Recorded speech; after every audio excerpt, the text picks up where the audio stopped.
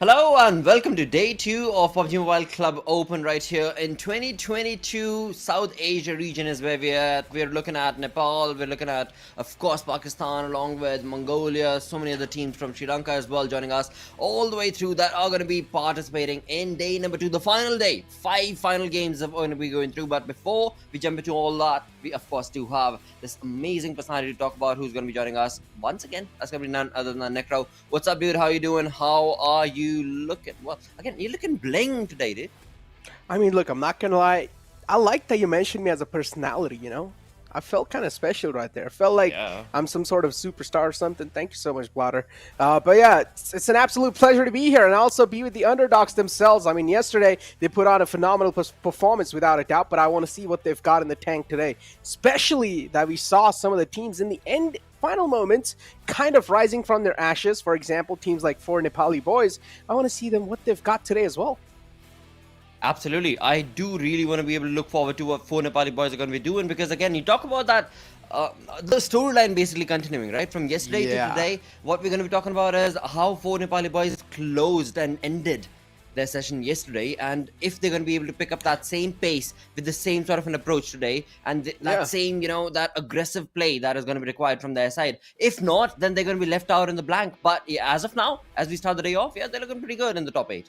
I mean, they definitely are looking pretty phenomenal, and the top 3 as well is looking absolutely great too, right? I mean, just leading is Equinox currently, and then you have Team Endgame coming in all the way from Philippines, but all these teams are competing for that prize pool. $50,000 on the line, ladies and gentlemen. A huge prize pool indeed, and that's why these teams are giving it all they have, blood, sweat, and tears all together, and this time they're here to present it for you guys. They definitely are. I mean, you're talking about the top 16, but apart from that, we've also got teams that did participate from the 17th all the way down to 32nd, and in that, we've got, well, some really big names indeed. But overall, they did walk away with a decent amount of moolah for themselves. And for now, for today, the entire conversation is going to be based on what the top 16 are going to be doing. And in that top 16, again, the first page is looking brilliant because of the number of chicken dinners that they've been able to accumulate on just day number 1. And the stark difference between them compared to the teams that are on the second page.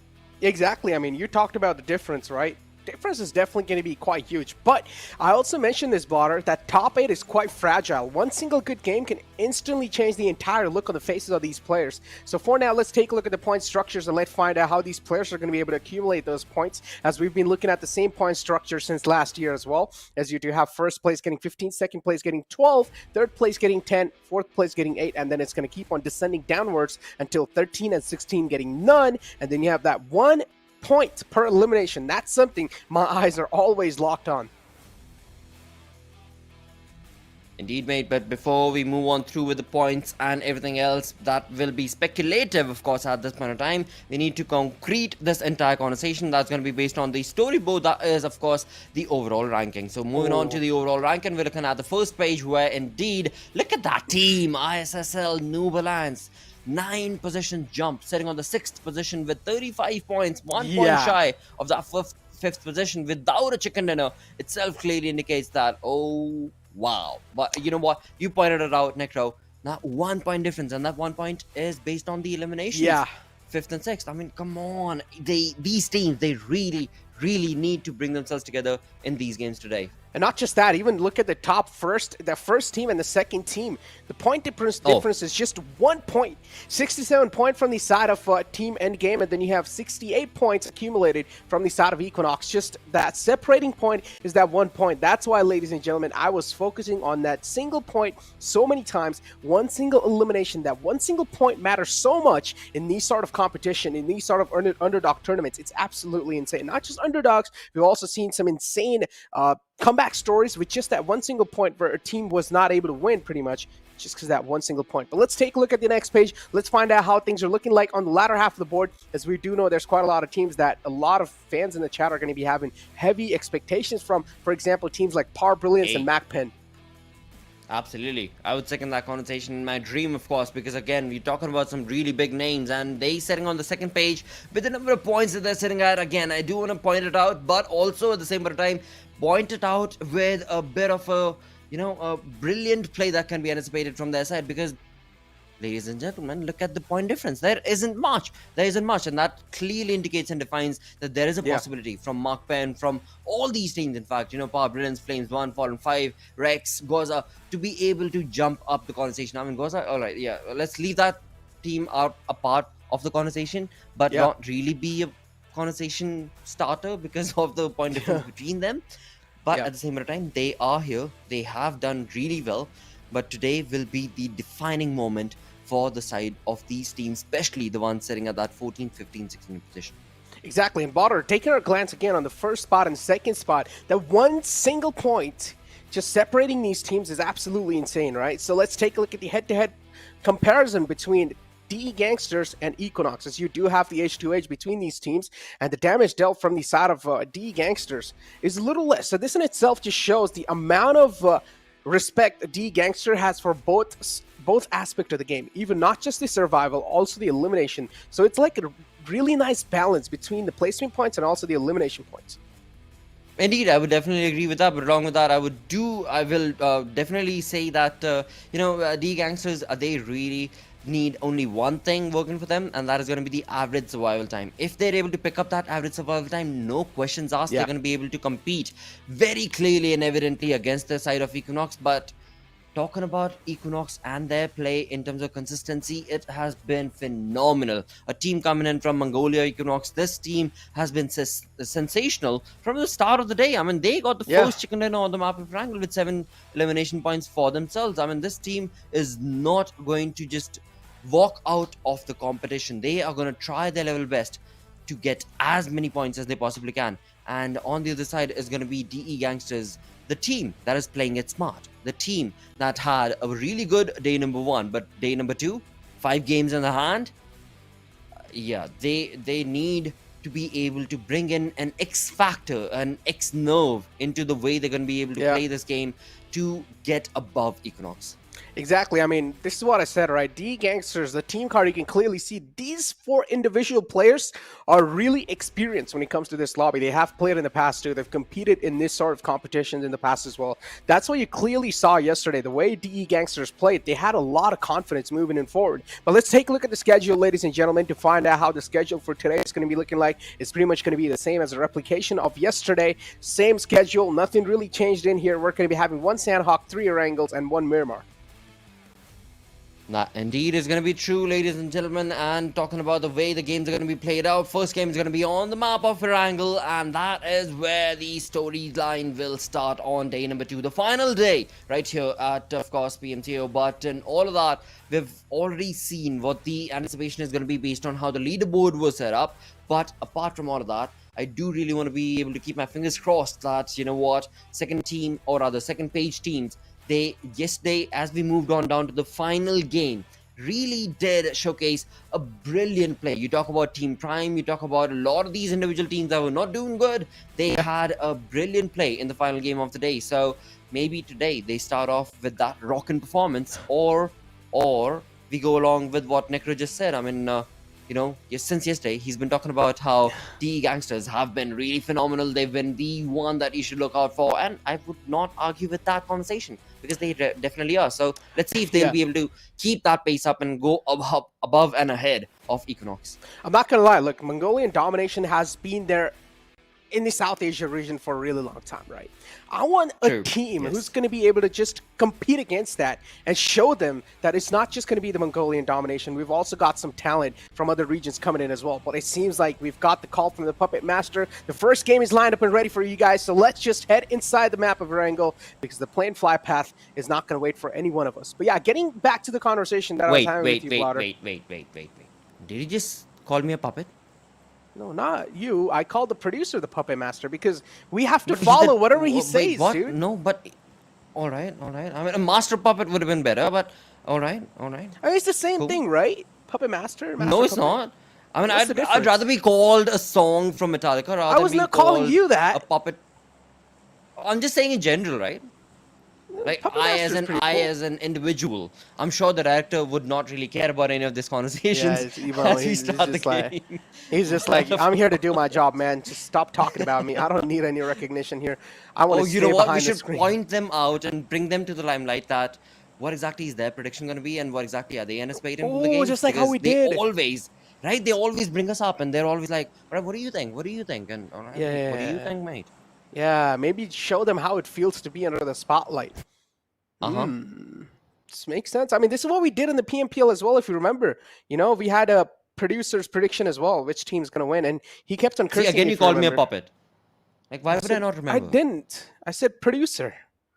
Like, you said if you would remember. Like, why would I not remember? Looking at how the zone was created, I definitely remember this was not the way the zone was being created yesterday. Today, we're looking at an western shift coming in from the zone, especially on the map of Wrangle. Because yesterday, if I'm, again, correct me if I'm wrong, Necro.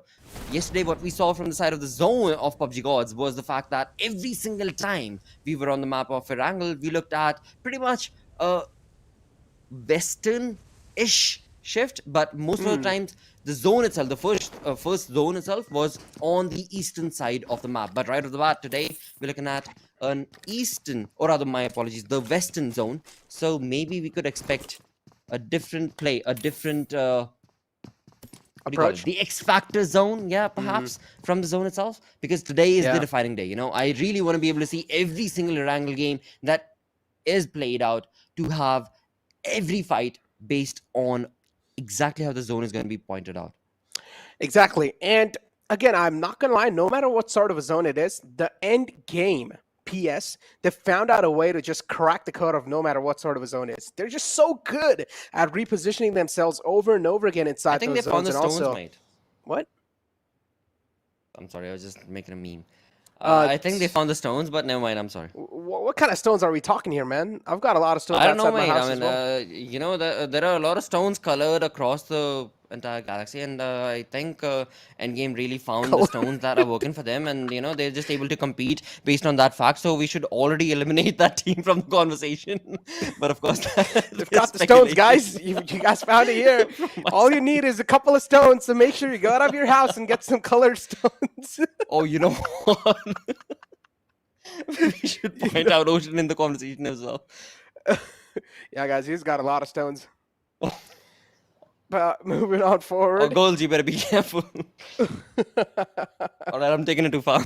I'm just kidding. Of course. Like, another way the zone itself has been created, we're looking at the team of Rex and RC. I mean, this team, they played phenomenally well yesterday as the day came to an end, right? I mean, in fact, to be very blunt about it, the final two games is where we actually saw Rex and RC bring up their pace, bring up their play to be able to dominate against their opponents. They were not able to get a chicken dinner, but they definitely got their swagger moving along for their side. So just saying that this being the center, or this team being in the center of the zone, should be able to capitalize, along with the fact that they've got a 2-1 split. What do you think? I mean, a two-man split, yeah, definitely it does work out quite well. And considering the fact that, I mean, are you talking about ISSL Noob? Rex and RC is what I'm looking Rex. at. Rex and RC. Okay, so it's actually, it's a 2-on-1-on-1 split. So it's quite interesting, right? It's probably because they have seen and they have studied about how the surrounding looks like around them, and they pretty much know. This is what I said, Blotter, right?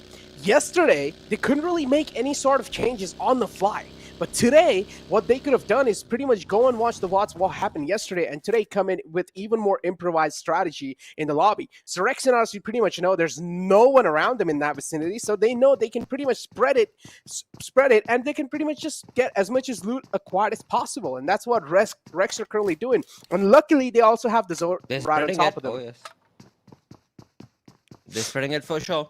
But, you know, just to point it out, one more thing to add on to that conversation is what I noticed yesterday as well. When it came down to the place that the team of NRC have dropped down to, right? I mean, we're talking about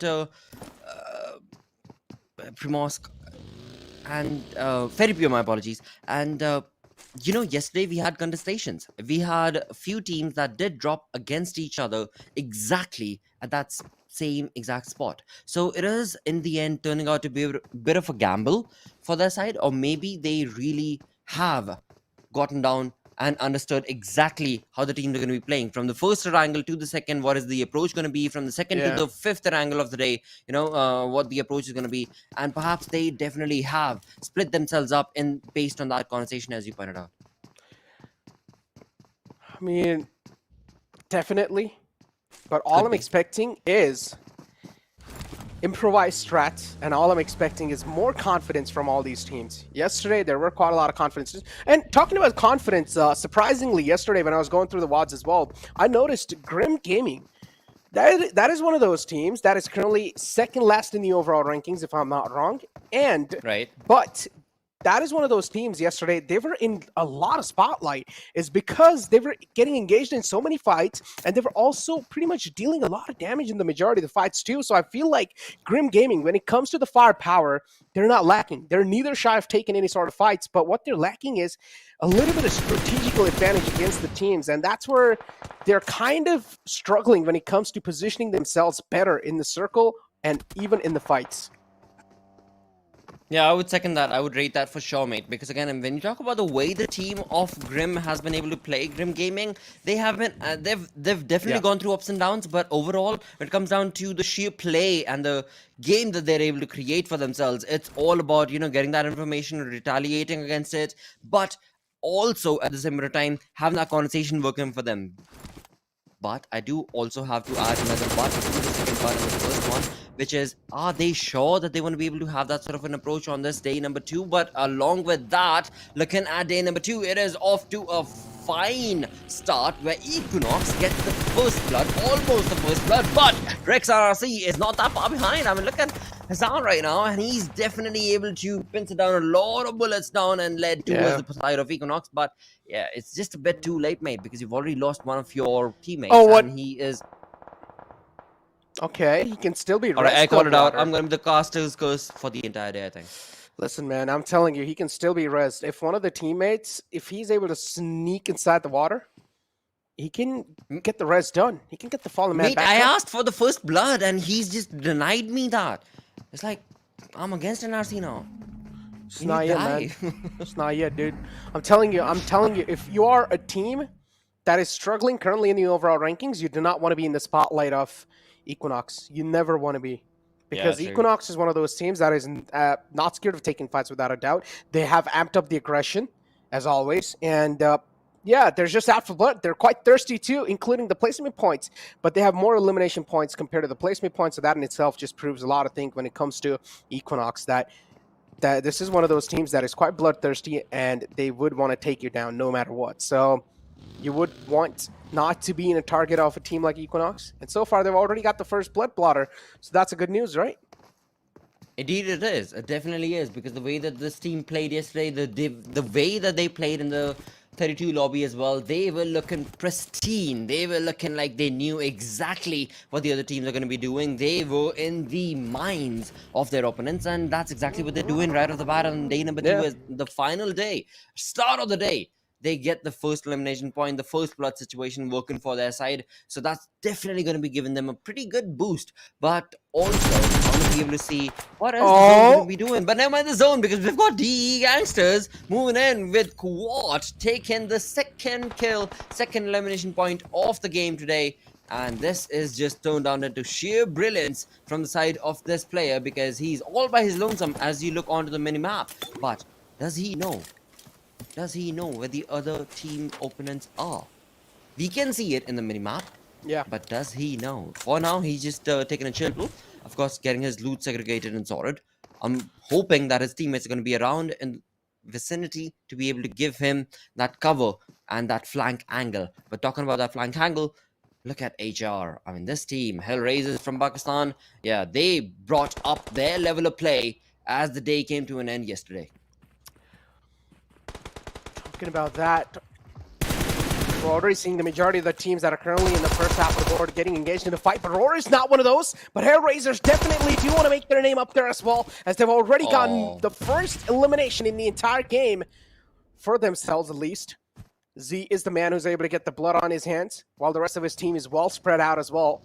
Rex and RC, they will need to watch out indeed, as Amara is already a lost cause for them. Roar again, now this time Roar can be picked off by another team, Rex. They've got the sight lines locked. Mr. Savage is right in the front lines, but Savage too is playing this one out so safe. Realizes there might be a chance. He did hear a couple of gunshots nearby, so he does not want to take any sort of chances just right now. Zalba too. moving back in the building. I like how safe these teams are trying to play, but it's four Nepali boys crashing against the players of HellRaisers. A lot of fights going on this time. Teams do want to get in control of the best compound so far, of the most controlling spots in the entire zone, but they're already taken by some of the best teams.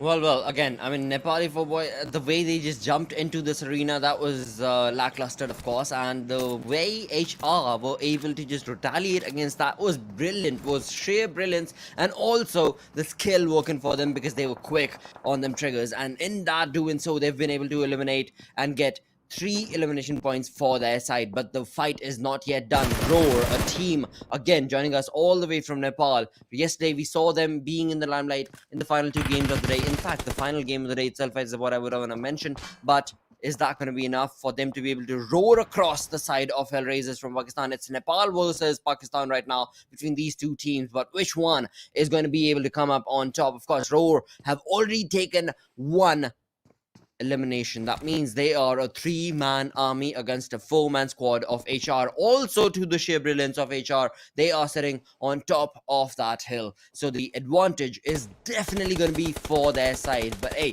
I mean, again, Rover soldiers, they are soldiers for sure, but now is the time for them to define if they are true to the name or if they're just caricatures. Roar soldiers so far just looking around because they've already caught a casualty. Don't want any more casualties anymore. That's why Roar, they're trying to be as cautious as possible, but they're surrounded by quite a lot of teams and they cannot really afford. And yeah, the next circle's still shifting a little bit, also having those water lines in it, so it's like a 50-50 shift, having 50% of the water in it and having the 50% of land surface in it as well. So that means there's not going to be a lot of land area, not a lot of cover to play around. The circle definitely is not going to have enough space to contain all these teams in it, because we're probably going to be seeing a lot of bloodshed soon, Blotter. True indeed, mate. But look at that, the way HR were able to absolutely read how the zone is going to be shifting across and move away from an advantageous position that they already got elimination points from. They're like, all right, mate, we're not going to worry about that because we've got better advantageous positions to take care of as the zone has already shifted away. And that itself talks about how you're going to be able to play the game. We're not talking about fights, but talking about fights themselves. We've got Nepali 4 boys against the side of HellRaisers, and what a sheer brilliant play coming in from the side of this team of HR as they decided to move across to get into the comfort of the zone. They get some really good elimination points, which is all the way brought down to 4 points for them. So that is a good start for HR for the day, a team from Pakistan. But Rex and RC from the start of the day, yeah, they've been in crosshairs, not looking too good, I would say. I'm not gonna lie, I already love how the day is being started today, Blotter. I mean, true. Early aggression, and this is what I'm really a huge fan of, and we're finally able to see this. Today's day is going to be filled with aggression because teams realize it's real deal today. If you're not going to be able to wrap up a lot of points, then your position will pretty much be easily compromised. But at the same time, you have Team Primes against the players of Flames 1. Alpha by falls down. A great knockout from the side of Team Prime. We open the fray up. Another one will follow it up as well. The hands were too busy. Had a nade cooking up in his hands. And Smart will take full advantage of that. But still Joker to clutch it out. And unfortunately, Team Prime will be eliminated. And they're going to be the 15th team to be taking an exit from this lobby. All thanks to Joker, mate. All thanks to Joker is what I'm going to say to that fight, because that was just sheer brilliant play coming in from his side and skill being showcased from his front as he had all of his teammates brought down to their knees. But right now we've got another fight taking on across between the side of Prime against the players of Rex and RC. Doom is down to his death as he will be eliminated, as 3 of the players coming in from the side of Fallen 5, my apologies, not Prime, are going to be able to just capitalize on that situation and compound for themselves. But just that one elimination point is what they're going to be walking away with. Is that going to be enough? Of course not. Fallen 5, they haven't had a good start to day number 1. They really need to be able to shake up those numbers and shack them up to at least the first page. But will it be allowed from the side of Rex? Let's have a look at that. Right now, we're of course looking at Fallen 5 as they confirm the elimination of Rex's players. but we've still got a 4v2 situation, if I'm not mistaken. 4v1. And that one player coming in from the side of Rex and RC, he better fall back. There we go. The one final player coming in from the side of Rex and RC. He was the flank angle. He was the one who was supposed to be able to cover their fronts. But I guess the fronts have been assaulted and they have been brought down to their knees, as Posh has been indicated. And Roar, also around the vicinity, are going to be able to just equalize that conversation. And Rex have nothing to say. Roar just taking an exit from that compound. Rex, unfortunately, Hazen was just waiting for the right moment to strike, but he did not find any.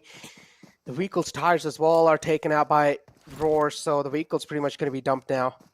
Next to useless. Maybe the rest of the tires are still can be used, but yeah, it's just stuck between a shack and a little bit of slope, so you cannot really still use it. As you do have Roar again, though. Some of the players are stuck in the water. Sawa gets spotted. That little glimmer is going to be more than enough for Equinox to capitalize. Sawa knocked out now, trying to crawl back to safety, but Kenzaz is a man who has been there even in the elimination leaderboards. He's actually just leading leaderboards so far. And Roar, they are in the receiving end of Kenzaz this time. They cannot really face the wrath of Kenzaz. The terror this man has on the entire lobby. You can clearly see how Roar is scared of that.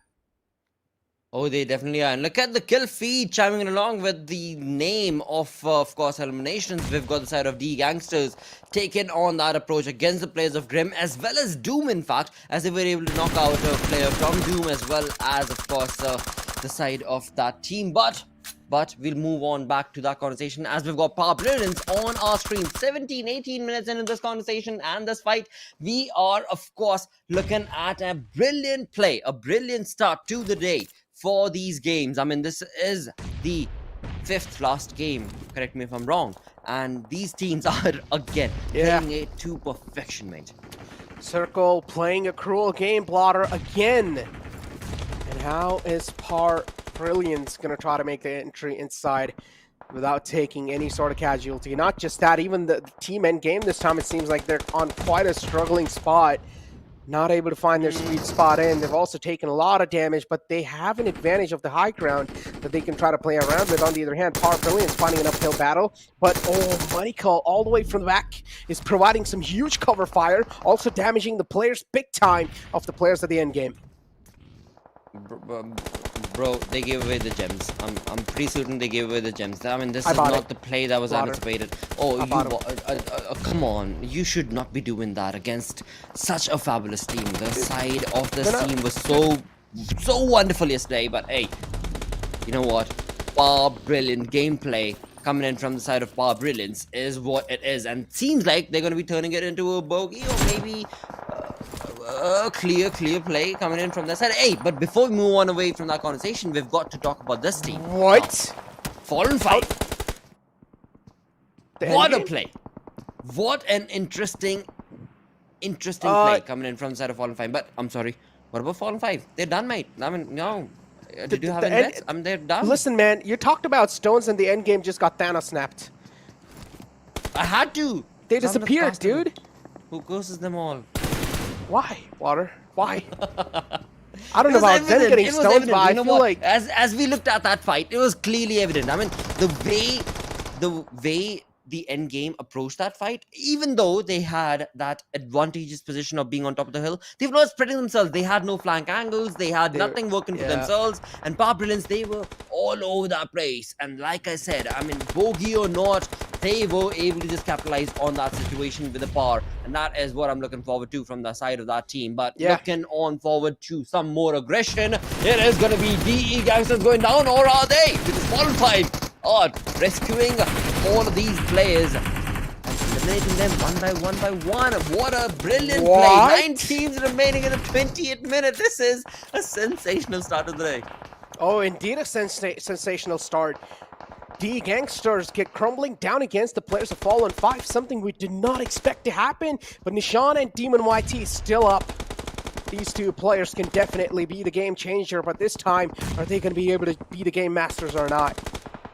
Fallen 5, so far, they have the entire control in their hand, as the Fallen Man is back up as well. Nishan somewhere down line is also getting a lot of visual cues to play with. Peeks out from the door. Unfortunately, one of the players from Fallen 5 steps out in the open. Same mistake that Smokey V2 made yesterday. And this time it's Fallen 5 replicating that, as it's all going to be down to the last man alive, but not anymore.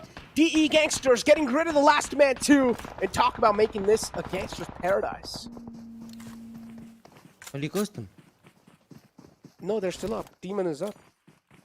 Yeah, that's exactly what I said. I mean, you spoke about it before the day even started, before yesterday even started. It was DE Gangsters is all I heard from you, and that is exactly why, because that team is so brilliant. Now, never mind if they've got the number advantage or not. On their front is going to be the side of MAKPEN as they bring down the sheer brilliance coming in from the side of Brilliance as they are being brought down to their knees one by one. MAKPEN is taking a look at that with 3 eliminations coming in from a VSS. This dude is on a rockin' start to the day from MAKPEN. That is going to be Lucio. VSS is a weapon that is quite rarely used in the battlefields, but this time, this man is using it really well, and I'm quite impressed, I'm not gonna lie. VSS, a weapon of a silent assassin, and he's able to be the silent assassin inside this entire ruckusy battlefield. As we do have MAKPEN again, all 4 players up, looking quite coordinated, looking like a well-oiled team so far. Brilliance in the receiving end. Devil Boy, the last glimmer of hope alive. And Aryan, oh, he's just getting bombarded by so many raids. It's going to be so tough to dodge, especially when you're knocked. And yeah, there you go. Will be confirmed soon. So MAKPEN looking really well, as I said, looking well synergized as well. Devil Boy's position now should be given away with that nade. But look at this, man. He's just looking to sneak that nade in through that little gap. And yes, he did. Ooh, he steps out in the nick of time. That was good. That was really good. I mean, him being all by his lonesome. Oh, but look at that. A team out on the side. That's going to be DE Gangsters just waiting for their moment to define that fight. But again, he's just a one-man army against this team of a 4-man squad. That's going to be MAKPEN. And mark my words, MAKPEN, you better be able to deliver on this fight because you've got a 4v1 situation. Please, please, do not falter down from the situation. But looking at that zone in the minimap, we've got an opportunity for a third-party conversation taking place in this fight as well as MAKPEN. 17 remaining. They're taking on too long. They're taking their very time against them, and that indeed could maybe not be the case. But on the other front, looking at the kill feed, we've got Equinox downing themselves down to a one-man army, or rather one man going down, which is not looking good because ISSL Noob have completely obliterated them in terms of their positioning and have absolutely retaliated. But it's all down to Doc. Will Doc be able to dock this bullet coming in from Jimmy as well as the utilities? What? Okay. F1 Goku in the backlines. What just happened? Goku, where did you come from? What? Goku he just teleported. I'm telling you, man. Goku's got some nice instincts right there. Just teleports right behind Equinox, but still messes it up. And Flames won. They will be smoked by Equinox, because you do have Equinox as well. Slowly and steadily, they're also catching a lot of bullets onto themselves because a little bit too many teams in the open field, and you never know where the sightlines are going to be locked in from you. So gotta watch out from all the angles, and sometimes, or most of the times, it gets quite impossible because MAKPEN put it back with a 4-man team, as I said, looking pretty well all in this game to kick things off today. And Equinox too, just doing a really good job. Now they just need to get the Fallen Man back up, which is Doc. Going for the res on the Fallen Man. Shouldn't be that tough of a task. But 3-man squad, Equinox, they're capable of doing some insane things, some miraculous plays too. So having high hopes from Equinox in this game. Well, I would second that, but also the positioning of this team, Equinox, is not looking too good. I mean, initially they were looking brilliant as far as ISSL Noob did not disturb them, but they did. And as soon as ISSL Noob did, they were in the crosshairs of MAKPEN. And MAKPEN are absolutely obliterating the positioning coming in from the side of Equinox. But will that be enough? Again, I mean, they've only taken 1 damage and 1 player going down. But look at those frames that are so close. They're sneaking across the players of MAKPEN, and he does get one. Momo goes down, but so does MAKPEN in sneaks, and in doing so, we've got a 3v2 situation. Now is the conversation for MAKPEN. Please push, please make it happen. But hey, you better not, because you're out in the open. How did that knock just flow through like that? Beast is an absolute beast, I'm not gonna lie. Then you have Doc 2 just spraying down MAKPEN. MAKPEN this time on the receiving end. The position they have is not something they can heavily rely on. Repositioning is needed, but how are they going to make this happen? And yep, blink of an eye, and MAKPEN, they're pretty much almost destroyed. On the verge of getting eliminated too, but Pelzang is trying to fight back as much as possible, but the play zone's going to wrap up things against MAKPEN. MAKPEN taking an exit, and now it's just down to the top 3 teams alive, Blotter. Equinox, ISSL. And there's one more team in the back, but they're just keeping their presence unknown, taking things as slow and as cautiously as possible. They definitely are. MAKPEN, I honestly anticipated a lot more. I honestly anticipated a lot more. Yeah. They were out in the open. They were trying to get in the zone. I completely understand. They had to take a fight. But being stuck together and getting sprayed on, that was, that was... I don't even want to talk about it. That was just not the way that I anticipated MAKPEN to be able to play a game and fight. But looking at Equinox and the way that they're able to just dominate against the team that is right next to them, that's going to be ISSL. Noob and Jimmy goes down. With that, we've got 2 players remaining from the side of ISSL. But GOZA, as you so perfectly mentioned, the team in yellow, they're just sticking around in the corners. They're just waiting for their time. We've got 2 teams remaining as ISSL Noob goes down. They had all the opportunity to take on Equinox, but they could not because of the sheer brilliance as to how Equinox plays. And ISSL getting eliminated leaves us with just 2 teams remaining, and GOZA is up for grabs. I mean, I'm not even going to lie. At this point in time, you cannot even blame the teams for not able to reposition themselves because the Circle has just taken such a shift. Circle played cruel games. And the teams, you cannot really do much when the Circle is just going to be shifting out in the open, and the majority of the Circle is going to be in water. So it's tough to reposition yourself in these kind of moments, and won't really blame any sort of teams in here. But Equinox, they find themselves in the lucky shoes, and not just that, they're able to defend their position too, and also breach inside the zones without any trouble, able to win the duels that they take, and that's how Equinox are coming through victorious in the first game of day 2 of the PMCO. Hey, that's how they started yesterday. That's exactly how they're going to be starting today as well. But again, a big thumbs up to the way the team played overall when it comes down to the approach that they had. I mean, there were moments where I honestly thought that the side of Equinox were done for because they were at the end. They were at the edge, but still able to rack up so many numbers. ISSL Noob, you definitely should have done better is what I'm going to say. But GG play coming in from Equinox with 13 elimination points along with the chicken dinner. Well, I mean, 13 elimination points speaks volumes about this team, how they like to play. I mean, aggression definitely there. We're able to win those fights insanely there. Imagine if a 3-man team is able to pull something like this off. Imagine what would have happened when the 4th man was alive too. Could have been absolute insanity. Could have been able to wrap up even more elimination points. But Equinox, this team is capable of volumes. And I just feel like it's not just Equinox, it's just in general, whichever teams comes out of Mongolia, they just have some like inbuilt talent. Let's get on Mongolian Tide. Mongolian Titans. I feel like currently the Titans are Stalwart Esports and Zeus, which is not Zeus anymore, my bad. It's again, all I said was let's get on Mongolian Tide. I did not specify anything of that sort. Necro did, but moving on along from that conversation, let's have a look at the MVP, the most valuable player coming in from the game today. And the first games, again, I mean, MVP has to go down to East, mate. I mean, this dude, he is always there for his team. 8 eliminations. That is sheer brilliance coming in from his side. And looking at those bars, of course, his teammates weren't that far behind. Wait, you talked about Mongolian Titans, right? You said Mongolian Titans? Diet, right? Diet. Do you understand that? Diet! The word diet, yes. Oh, I heard Titans! Okay, yeah, there's something in their diet, yeah, probably. Has to be, man. I don't know. But I definitely do want to know, too, so I probably will talk to the players soon, because I want to be as insane as they are.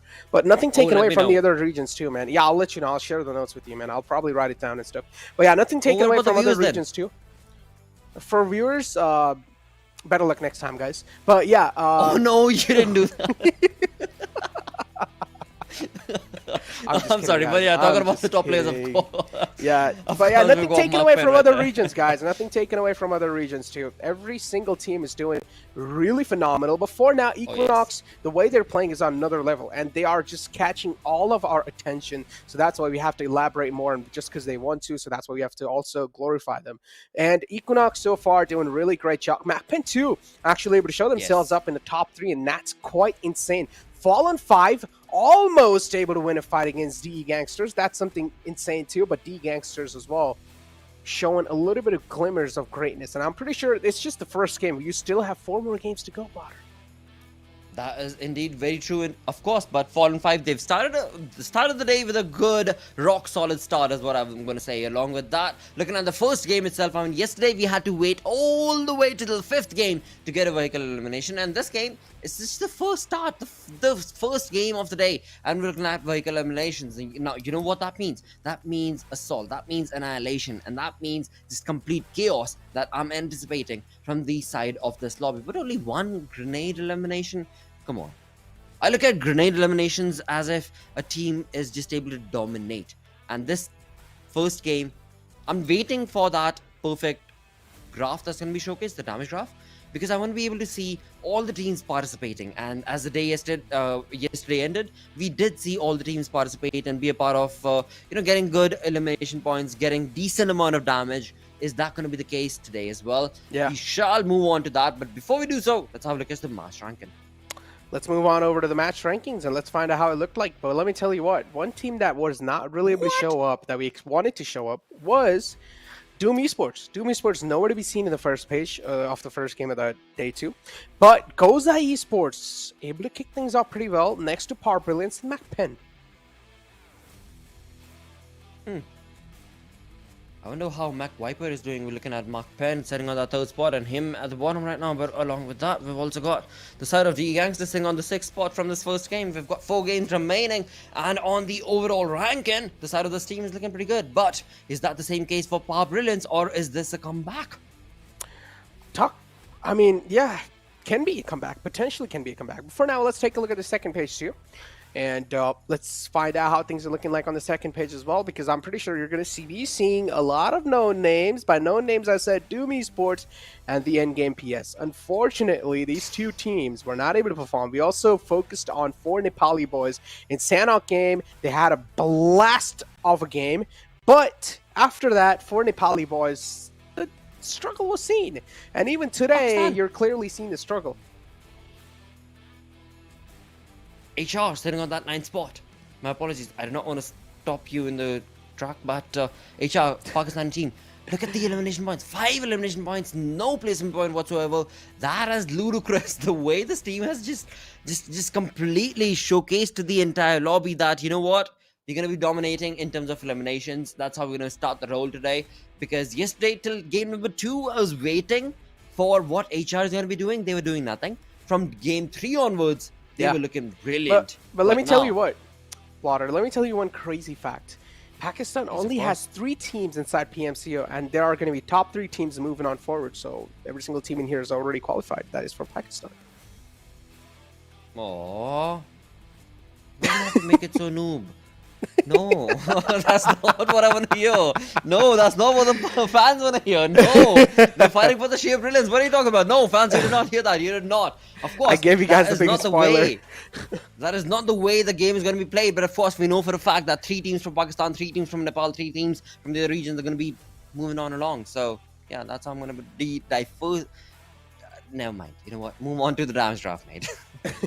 I just gave them the biggest spoiler of the entire series here. I mean, it's still about to end. We're on the last episode. It's almost about to end, guys, but I still gave you guys the spoiler, even the episode when it just started. But we have the damage graph in front of us. 2,755 damage dealt with the eliminations of 13. But, I mean, look, Blotter, even though it's just 3 teams, it's still a battle for the pride, right? You're still fighting here for the pride. You're fighting here not just for the pride, you're also fighting here for the recognition that you're going to get if you win this, and you're also fighting for that money. So if you do care about the money, you've got to be somewhere in the top 3 to get the big chunk of that money in your hands. But let's move on to the overall rankings, ladies and gentlemen, and let's find out how that previous game has colored the overall rankings now. Oh, wow. Of course, we've got Equinox up on top, but looking at the numbers apart from Equinox, the way the teams have been able to really rack up those numbers. Look at MAKPEN, look at Brilliance, Flames 1, right? DE Gangsters, of course. They've been around in the vicinity without a chicken dinner, of course, and that's how they love to play. But yeah, this is just domination being showcased from the side of this team. And well, let's see if this is going to be pushed on through the 4 games remaining or not. Yeah, let's move on to the other page because, I mean, Doom, ESP as well, not having a great game in the first one. Moving on to the second page, HellRaisers dropping down 2 spots. Team Prime dropping down 5 spots, Blotter, insanely going down. But GOZA and Fallen 5 having a nice lead, and hopefully this lead is kept going because at this point in time, expecting that top 3, especially if you're going to be on the latter half of the board, is next to impossible. So this is the fight for the pride. On the other hand, for Nepali boys, look at them losing 5 positions. It's insane, dropping all the way down to 13th spot. Well, against that odd number, I want to bring up the side of Grim Gaming Esports as well as Roar Soldiers, as they're both sitting on some even numbers. I mean, they've both played, of course, 6 games. Looking at Grim Gaming, we've got 4 placing points, but 18 elimination. That clearly indicates they've got what it takes. They just need to be careful about the 4 games that are remaining for their side. But Roar Soldiers, kudos to you, mates. I don't know how you did it. 8 placing points, 8 eliminations. GG play, mate. Indeed. I mean, Roar, yeah, I don't know what they're going to be able to do, but I've already gave you guys a spoiler, so you guys know it. But let's see what the scorecard is going to be indicating. But before we talk about the scorecard, we do have the schedule, where indeed the second game is going to be played on the map of Miramar, and the second game of the day is going to be the final game, not of the day, but especially of the map, which is going to be on Miramar. So we can definitely anticipate a spread out approach, a scattered approach coming in from the side of these teams. What do you think, mate? I mean, a scattered approach. Look, I feel like it's really hard to make speculations, right? Because this was the first game of day 2. First game of day 2. Kind of tough to make speculations, but as I said, you can be as blunt as you want. As you want to be. I mean, you can just go all in, Blotter, on these teams if you don't like the way they're playing, and if you want to point out some mistakes, go ahead. Because I'm pretty sure even at this point, the teams will appreciate if we are able to pinpoint some mistakes they're making, so they can also help themselves to, like, you know, utilize those mistakes or utilize the points that we gave them in their gameplay to improve themselves even more from what we see some of the big names do. But also talking about big names, even the big names somewhere down line were the underdogs. So this is the learning curve, ladies and gentlemen. This is how you learn. Oh, yes. This is how you lose. You learn, you lose again, you learn, but there will be a time where you'll come back and everyone will be just looking at you and you'll be like, all right, this was one of those teams that we saw in the past who was not able to make it, but this time they're here to prove something. Ladies and gentlemen, let's move on over to the schedule. Yeah. I mean, we're done with the schedule, mate. We already know what the upcoming game is going to be. Listen, man, I'm just way too hyped about it. I'm just way too hyped. We're going to be moving on to the map of Miramar, of course. And so along with that, we shall also have a look at what the flight path is going to be. And come on, directors, producers, you cannot be biased about that fact that Equinox is sitting on top. You cannot be dictating the start of the game with Equinox's play. If you want to be able to see something like... Right, you know what? I should not name names because I don't want to be calling out teams that are sitting on the bottom of the leaderboard, but I will. We've got Grim. I mean, look at the way this team has been able to accumulate the number of points they've got. They've got merely, what, 4 placement points, 5 placement points, but the elimination points, that itself, 18, indicates how much of an aggressive stance that team has. So I am going to be putting my bets in Bitcoin and numbers of whatever course and base. I'm not gonna lie. Team. I shouldn't have said that. I shouldn't have said that. But yeah, I'm not gonna lie. I'm just like so much into that overall rankings right now that like my entire focus is literally on the overall rankings, because this is something that still quite a lot of teams that are in that red zone, Blotter, and they still need to duke it out, man. They still need to fight it out. True. And the chances are getting lower and lower. So a lot of my focus, the majority of my focus is just on the overall rankings and how are these teams are going to be doing in game. So that's why I just schedule slipped out of my mouth. But I actually meant to say let's move on over to the game. But it's yeah, fine. Let's take a look at the circle this time. Don't a little ever bit do that. tilted on the left side. I know. Just gotta give it a shorty, you know, because I mean I'm just truly excited. It's like watching one of those movies where you got narration going on in the background as you watching the movie. You know, the audio narration, whatever it's called. I'm not entirely sure. I'm a noob in that. Of course, the chat is going to be able to correct me, but I'm sure you understand what I'm talking about, Necro. You watch a movie and it's like a narrative movie, as did not able to just see, but you can absolutely hear what's exactly happening. And yeah, you kind of just took that approach, and I was like, dude, it's all right, it's chill. But taking that approach No, from but, myself, like, I'm I'm going to just steal like- it away from you, as we've got, oh, ladies and gentlemen, El Pozo being the center of the zone, as we've got two teams. We've got F1. Along with that, we've got DME. That's Doom. Come on, bring in some Doom in this play, right down to El Pozo. I really want to be able to see, because we've got a 3v4 situation, right? If I'm not mistaken, we've got Kazi, or maybe I'm wrong. We've got a 3v4 situation nevertheless, going on down towards El Pozo. So maybe that could be the first blood that could be anticipated from these teams. And not just that, we also saw Rex and RC taking a huge split again on the map of Marsa, and that split this time is a little bit dangerous because the solo man is quite close to an enemy territory, and you cannot really afford a split, especially when you know that there's going to be an enemy team around you. So, gotta always watch out from those kind of troubly situations, ladies and gentlemen. As we have Doom currently, at least who are in the receiving end, and Sile is actually surrounded by the entire squad of HR. How is he going to be able to get out of this tricky one? Unless his teammates are able to find one knock, that should buy him enough amount of time to at least slip by, but still, it's going to be quite tough to get out of this one because he's just surrounded by the players. Oh, that head. Shoot it, shoot it. Come on, man. You see it? No, come on. He should have just tapped it. Are you kidding me? AX, a little tap would be more than enough. You saw that pixel.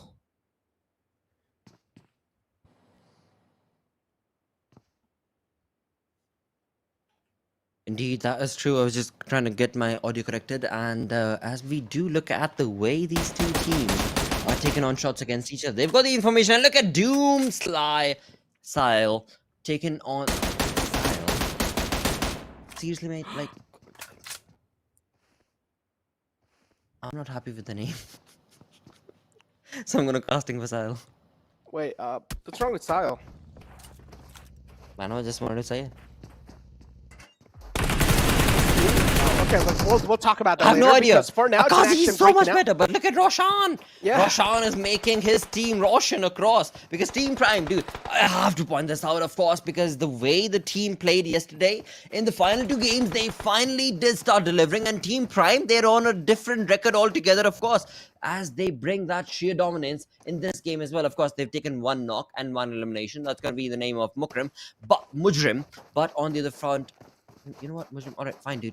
You do need to get eliminated. But on the other front, the side of this team of Team Prime, they have had a really, really good start to the day. Previous game, this game, they are on that perfect approach that you spoke about yesterday, which is to be consistent. And this team is being very, very resilient in that consistency.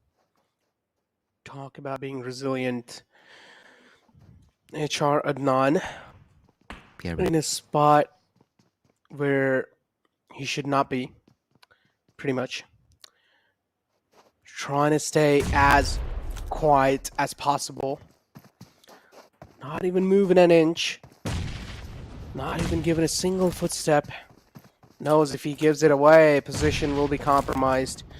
And the team below him is a team that not to mess around with. Doom ESP, they have been going all guns blazing yesterday. And you do not want to give them a chance to get the momentum back in their hands. So keep quiet. That's what the game plan is there for them.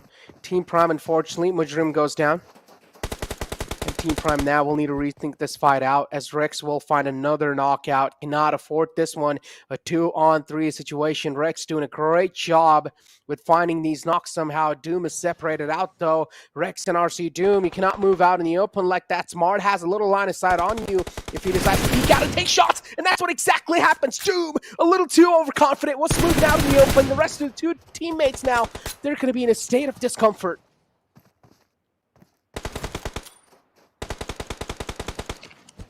Smart tosses an 8 in towards Rex. A little too on short. But the rest two players going for the res. I like what Roshan's trying to do here. Punch boosting his way around the edge lines. We'll find 2 knockouts. Susti as well will go down. Now it's all down to Amare. Rex and RC, the tables have been flipped, and how this has happened, now the tables turned as Rex and RC, they're facing the side of death this time. Amare peeking out a little bit, peeks out his head, catches a bullet right in the dome.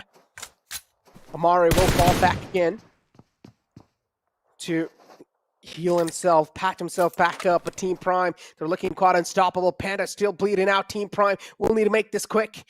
But Smart as well gets return knockout on himself. The nade was quite close. Luckily, it was not close enough. Panda still knocked out. Does hear a lot of footsteps on top of him, but he cannot do much. He's about to get bled out, and that's what exactly happens. Prime down to a two-man squad. This fight, they definitely got a lot of points, but it was not worth it because they are now just down to a two-man squad, and Amare, the final man, will just run away from this one, deciding to disengage. Oh, you know what? I'm loving the fight just based on the fact of the name of the players. I mean, Roshan definitely Roshaned his team. Just the one-man army. Roshaned? You know, he stood out, basically. And, you know, the number one of the class, basically. That's what Roshan means. You're like, you're the number one. Oh, you Roshaned the class. Oh, you mean like how I'm looking at. enlighten, right? Yeah, basically, right? I mean, you're translating it. I was just talking about the language. But hey, never mind all that because we've got Doom approach coming in to the rescue of that conversation as we've got another elimination on our screens. But hey, look at that. We've also got only 8 eliminations. We're looking at 16 teams still alive. So it is a snail's approach. But that is how it is when it comes down to the map of Miramar, and I'm liking it. I'm definitely loving it. Also, to just add on to the fact, as you were talking about it, this team of Y7, they were looking brilliant, but not for long because Team NRC's Rex Amar has just taken it all by a storm, all by his lonesome. A one-man army taking on 2 players, bringing 4 elimination points for his team. But how long is he going to be able to push on along? We shall have to see. But moving away from that fight to the doom that is being created against the players of HR, not looking good for next as to what is going to be up next for him in the forefront. Yeah, I mean forefront, back end, it's all gone. Look at Doom, 2 players charging on in. The third player's in the back, which is Sile. Don't exactly know where the man is, but he's just tucked in the corner, trying to take him out, and finally they will, as they are able to just wipe him out, flush out of that spot too. Easily Doom doing some great work onto that player. Still a 4-man squad, not even taking a single hit from that one. The blow was delivered, but the blow was not strong enough to get the confirmation too. So Doom, they're a full-man strong squad. On the other hand, HellRaisers down to just that last man alive, Blotter Z. And considering the fact that HellRaisers, they barely qualified in the top 16, in the top 32 placement, coming inside the grand finals, I mean, this is not looking good, but Z still is able to win this duel, and this duel might just be massive. Z looking to turn things around, but this is a mission impossible. Someone needs to call Tom Cruise in here to make it happen. I guess it's a bit too late. Or maybe not, because he is able to rescue himself and get away from that fight. So looking pretty good for his side.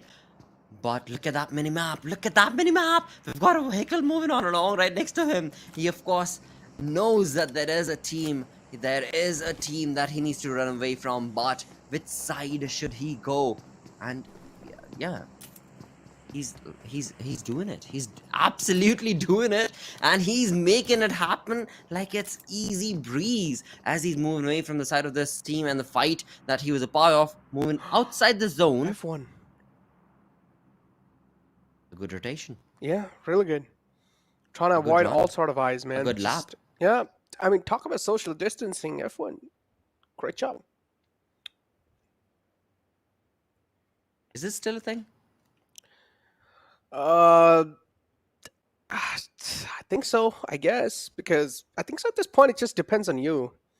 If you want to be, you know, social. Come on, you're talking about Goku. Yeesh, it's not gonna happen like that, you know? It's just like he is gonna storm in and take on the compound by surprise. And I wanna say, or I don't want to say anything actually. I'm just gonna wait because it seems like HR has taken a backseat approach from this fight, and that's good. That's really good. Because, or maybe not. They've actually stopped their vehicles right next to the compound, and maybe they'll get some information. But before we talk about any of that fight, we've got Equinox right in front of our screens with just one elimination. Come on, Equinox. Just one elimination. They've got the information. They definitely can do better. And Grim is the one that maybe are lackluster right now in this fight. Grim Gaming Esports against DE Gangsters. Cannot afford to go against them, man. They're the gangsters in the entire lobby. But the next circle shift, actually, it's a huge shift as well, Blotter. Just shifting away from the majority of the teams that are up north. Now we're probably going to be seeing a huge wave of vehicles moving inside the next zone. DE Gangsters. The compound was occupied. Grim Gaming, a little unaware off the fact that there might be some sight lines from the top as well. And this time it's the gods of the lobby, which is Equinox, currently ruling the overall rankings as well. And Equinox, they will be able to slip at least one elimination point easily. Oh yeah, they'll be able to slither away, no problem at all, as they're sitting on top of that hill. They've got the information. They have not only the information, but the position as well. But we should have to see if the two-man split is going to be able to work out for them or not. But before any of that is going to happen or take place, we've got this one player. Or rather, two players is what I would say in this compound. Grim's Sujil is left all by his lonesome.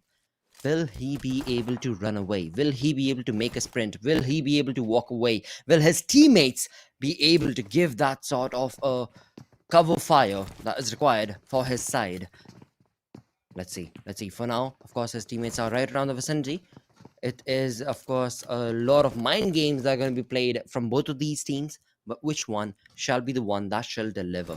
Grim trying their level best to be able to scope out how they were not able to scope out that team.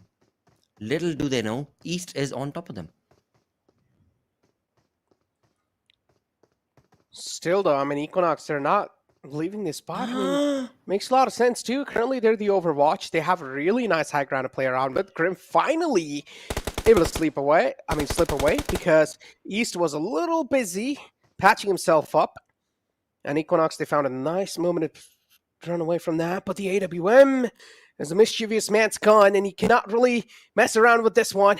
As Doc, he's wielding it too in his hands, just waiting for someone to stand still, and as soon as they do, he's just gonna fire it right in his dome, and that should just crack his skull open. Let us see, of course. He has the information. Oh, what a perfect scope that was. Almost. Nepali 4 is not looking too good, as the way they made the rotation has given away their information towards the side of Doc. What? Let's go! That's what I like to see. I want to see a replay of that. That was brilliant. I told you, he's just waiting for him to stand still. As soon as he does, the moment is right there. And it's Doom 2. These are the two Mongolian brothers just going head-to-head against each other. Blotter. An interesting collision indeed. Two of the teams that are phenomenal at their firepower. We're finally going to be seeing these two teams engage against each other as well. Doc able to open the fray up, but are they going to try to capitalize? Are they going to try to move on? That's a question we're wondering here. On the other front of the map, we've got MAKPEN taking on some knock points. But, of course, this is the fight of this moment, of this entire map, which is all in favor of Doc. Can he get another one? He's got everything working for him. Level 3 suit and the, of course, AWM, as he said. And the sheer power, the skill. He is so brilliant, but will he be able to deliver? It sounds so satisfying, dude. It's just like the suppressed sound, you know? Like, I cannot really try to make the suppressed sound from my, like, you know, with my mouth, but damn, it sounds so satisfying. AWM and M24 are the two guns. That sounds so satisfying with a suppressor on it. And it's absolutely insane to talk about satisfying. This fight might be just one of those Dead-Eyes Gangsters, or DE Gangsters, my bad, going up against the end game. PS, which are currently the second and third spot teams, and DE Gangsters, it seems like they're able to mow down the end game. Dead-Eyes Gangsters or DE Gangsters, they're able to set up a nice trap against them. And the defensive stance from the side of DE Gangsters, it looks so well positioned as well, Blotter. And the Gangsters are able to come out on top. And it seems like this time it's not going to be the end game for them. Well, Wow, wow is what I'm left with, but not before long. We've got the side of Equinox taking on some plays and taking on some knocks and bringing in some elimination points against the players of ISSL. What? But ISSL Noob Alliance have no idea what's happening. They're getting assaulted from all angles right now, and this is not the way they wanted to deliver. But yeah, sometimes you finish pretty quick, and that is exactly what ISSL Noob is left with, where indeed it's going to be Razor to the rescue, as we've got a 2v2 situation going on between these two teams. Which one will it be? They've got Sneaks against the Razor. For now, it seems Razor is going to be able to get the ball. Oh, what? Wow! Oh, say bye-bye. But Lucifer, oh, with a nice return, Blotter. It's a great trade, I would say, but it's just a knockout. Still no confirmation. The fallen man can still be back up on his feet, but the damage is already dealt onto Equinox. A two-man squad. Is it just a two-man squad, or are they just pretty well spread out? But ISSL Noob, they need to realize there's another team closing in from the back as well. If you do take a look at the minimap, Blotter, there's another team closing in from the back, so that means the threat is not going to be neutralized, even though if he's going to be able to clutch out this fight. But unfortunately, the last man is still up from the side of ISSL. Lucifer trying to make something happen, but now he will decide to pin himself in a corner, because he pretty much should have a sense that they are potentially getting third-partied.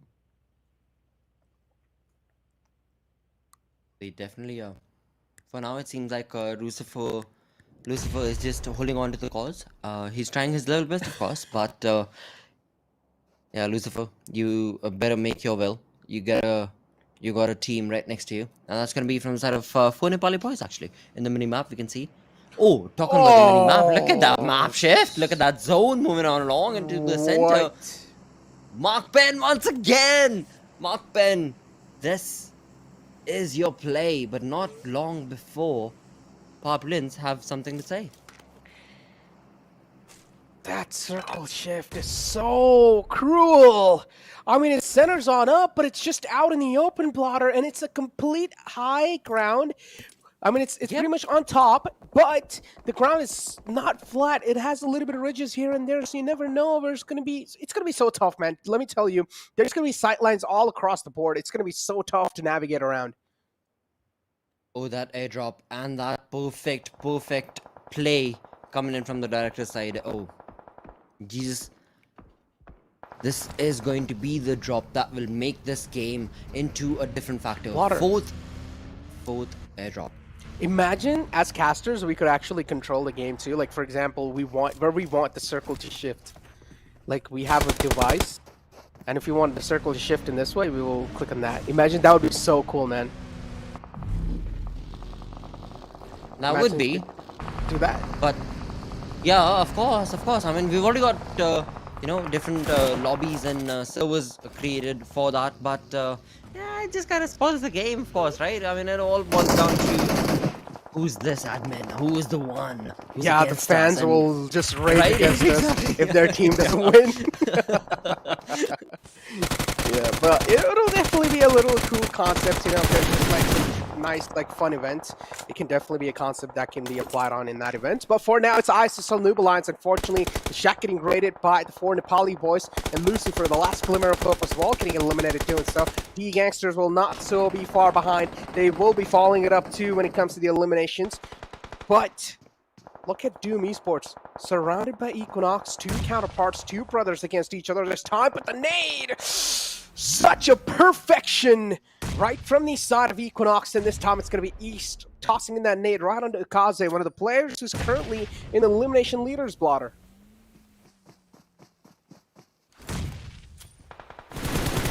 Got 8 teams remaining. We've got a lot of fights taking place all across the board. Brilliance trying their level best with a 3-man army with 4 elimination points already confirmed for their side. It's sitting on the east or western edge of this zone. They are absolutely annihilating whatever comes into their scopes, and that is exactly what we need to see. Devil Boy, as he is bringing a lot of numbers to his name. But hey, as soon as you do that, you know for a fact that you're giving away your information, you're giving away your position, and there will be a team right around in the corner. As they took on fight against Flame 5, they've got F1 to take care of F1 did get a shutdown, but Joker, he is a resilient one. He's not going to stop. Oh, that nade What throw a was actually play. so good. I mean, even though it didn't connect, ladies and gentlemen, but you're talking about the accuracy. He wanted it to land right Exactly. inside that door, and it was so accurate. I don't understand it didn't connect, but as I said, we're talking about the accuracy, and it's absolutely It's about reading the impressive. game. Yeah, You know, it's about so reading the impressive. game, and he read it so perfectly. He knew he was at a back angle. He knew for a fight that will not go in his favor. He had to stop as he got his teammate up to revival status. And as soon as he did that, he, of course, went on along to cover. And that was the perfect utility utilization. Sadly, we did not see an elimination from that perfectly set up nade. On the other front, as we move on through to the 7 teams, we've got F1 Goku, who has just been revived and now is moving on to get into the zone out in the open. But will that be enough? No is the answer coming in from MAKPEN as they absolutely deliver a perfectly set up lead against the head of that player. But F1, they're still not yet done. They've got still an opportunity and options available. As you were talking about it, Necro, we've got some ridges, we've got some hills in this open zone. Oh my god, this man is a maniac. What is that driving, dude? You gotta be scared of someone at least. Power Brilliance. I mean, I'm not gonna lie, that was not a brilliant move, but it worked out, so I would still call it brilliant anyways. It worked out. As long as it works out, you can keep doing it. But Flames won, unfortunately. Doing so, pulling that move off. Power Brilliance position also got compromised, and that's why now you see Devil Boy getting knocked out. That aggressive position was definitely taken, but not for long. He instantly got bombarded by a lot of nades, and also a lot of sightlines were locked onto him. Now you have GOZA too, doing a great job of survival actually today. Even in the previous game, GOZA got second placement point, and that's impressive. It definitely is, but this game is still not yet done. F1 trying their level best to make that rotation work for themselves, but MAKPEN know exactly where they're coming from, and that indeed is the back fault for F1 because MAKPEN is ready. They are assaulting the side of F1 right now, where indeed Flames, they have no way to go but straight forward, and as they do, MAKPEN is going to be there to stop them in the tracks. With that, we've got 3 teams remaining, and what a brilliant play from MAKPEN. I was talking about it. MAKPEN, you better be able to deliver. A team joining us, looking really good all the way from Bataan. You better be able to deliver this play, but they're not in the zone. The zone is in the center. All these teams, in fact, are out in the open, waiting for the blues. Which team will get that first knock? We shall have to see. For now, it seems like GOZA and MAKPEN have a thing going on for themselves. And in the minimap on the top right, we can see that there is that third team. And that third team is kind of spread. We've got 2-man army coming in from that third team. And yeah, that's going to be none other than 4 Nepali boys. So looking pretty comfortable for them if they're able to play their cards right. Also, if GOZA as well as MAKPEN take this fight all by their loads. GOZA eSports, 4 Nepali boys. Look at the spread they have. A nice spread between these two. Mango as well, keeping his position anonymous, but the other player has just revealed it too. Joker's quite low, cannot really afford to peek out like that. M249 in the hands of Gotson. So the magazine is something he is not going to be worried about anytime soon of running away, but the accuracy is definitely in that range. The accuracy is not going to be that good, but Gotson, as long as he's able to find that knock, that's going to be something really good, but he should have at least waited a bit more. He did get a knock, that should have bought him enough time, but he just instantly stepped out in the open while the rest of the players still had the sightlines onto him, as you do have MAKPEN tossing in some utilities in the front. GOZA as well in the receiving end. MAKPEN doing a great job keeping GOZA off at bay, but GOZA's one player is still up, and that will be the saving grace. Pelzong, you've got no idea what you're doing right now. Waiting around behind that compound is absolutely not the way to play right now. But of course, he has no idea that the side of GOZA is just waiting for that exact same moment to be able to get that revival. And the revival has been confirmed coming in from the side of Joker, as Joker is going to be ready. But MAKPEN's Pelzong with the UMP is going to be pushing on along to get that perfectly set up burst. And in doing so, GOZA has been brought down once again to a 2-man army. And not long before, if only he can set up his utilities right now, that would be the end of GOZA. And who gets the better half? Well, none other than the final player coming in from 4 Nepali boys. Mango, you've got it, mate. MAKPEN, look at him, the MP. Indeed, dishing out quite a lot of damage. Last man up, he's fighting back strong, and he does! He's able to give him quite a strong fight. For Nepali Boys finally eliminated. The last man is still up. How is this possible? And eventually he will crumble down, but still a valiant effort from the last hope of GOZA ESports. But he will crumble down because the players are too many to take care of. But as I said, a valiant effort. MAKPEN, a huge shift in the tights for them, catapulting themselves all the way in the top 5 of the overall rankings. Blotter, did we expect this? No! Nope. Nope.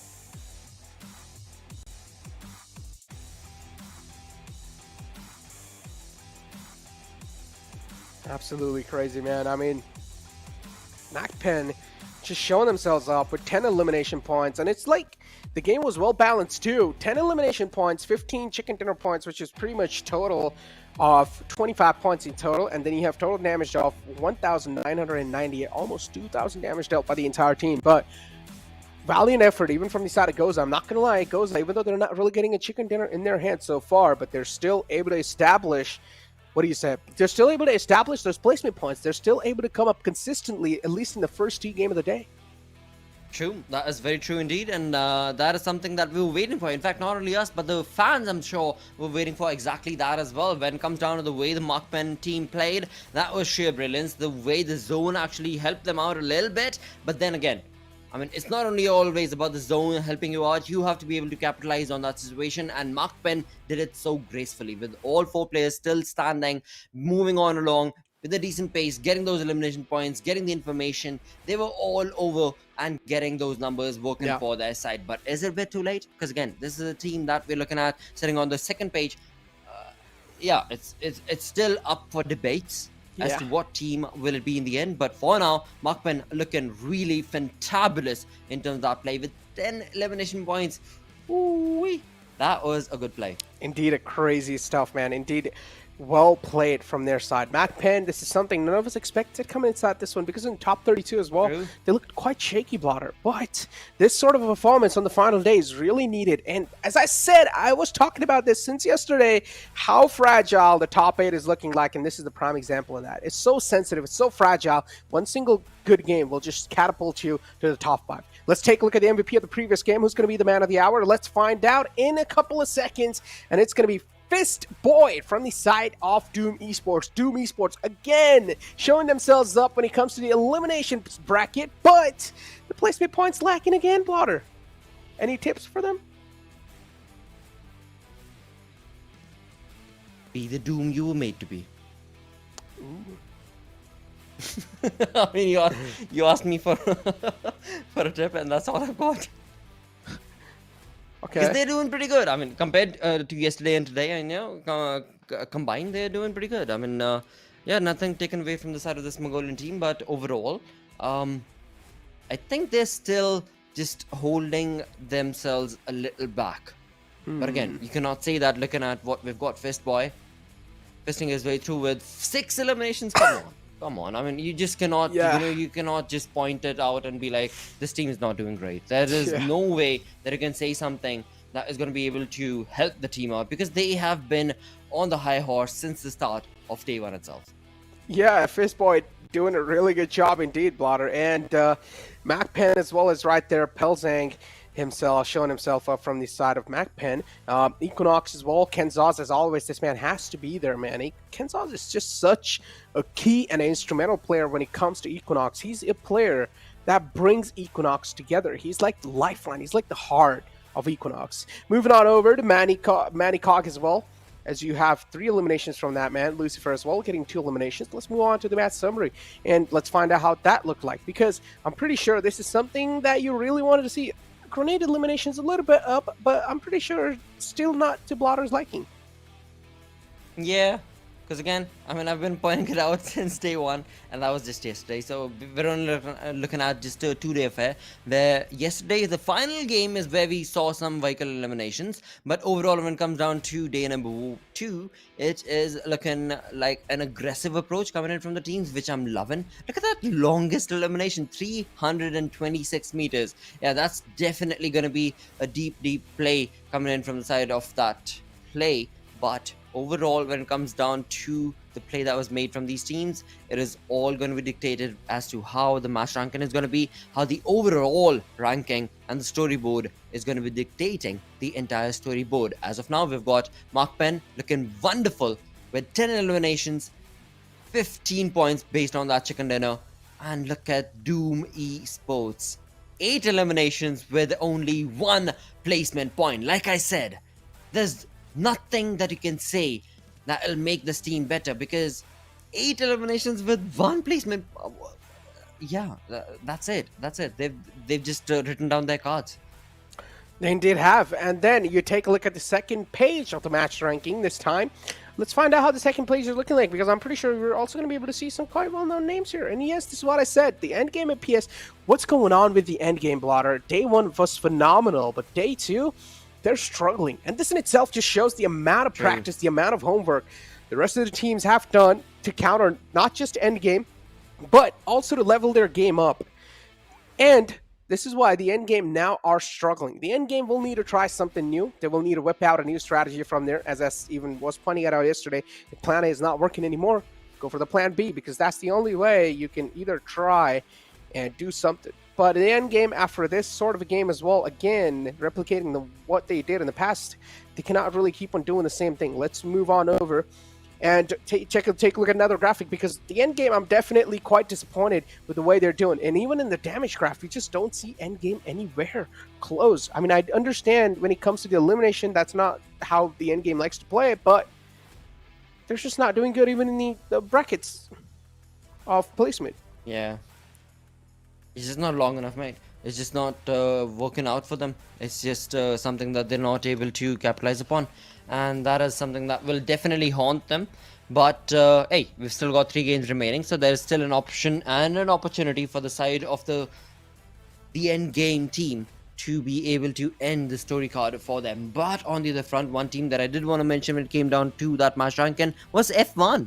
I mean, this team, they're on a rock solid start for day number 2. Yeah, they are. They indeed are.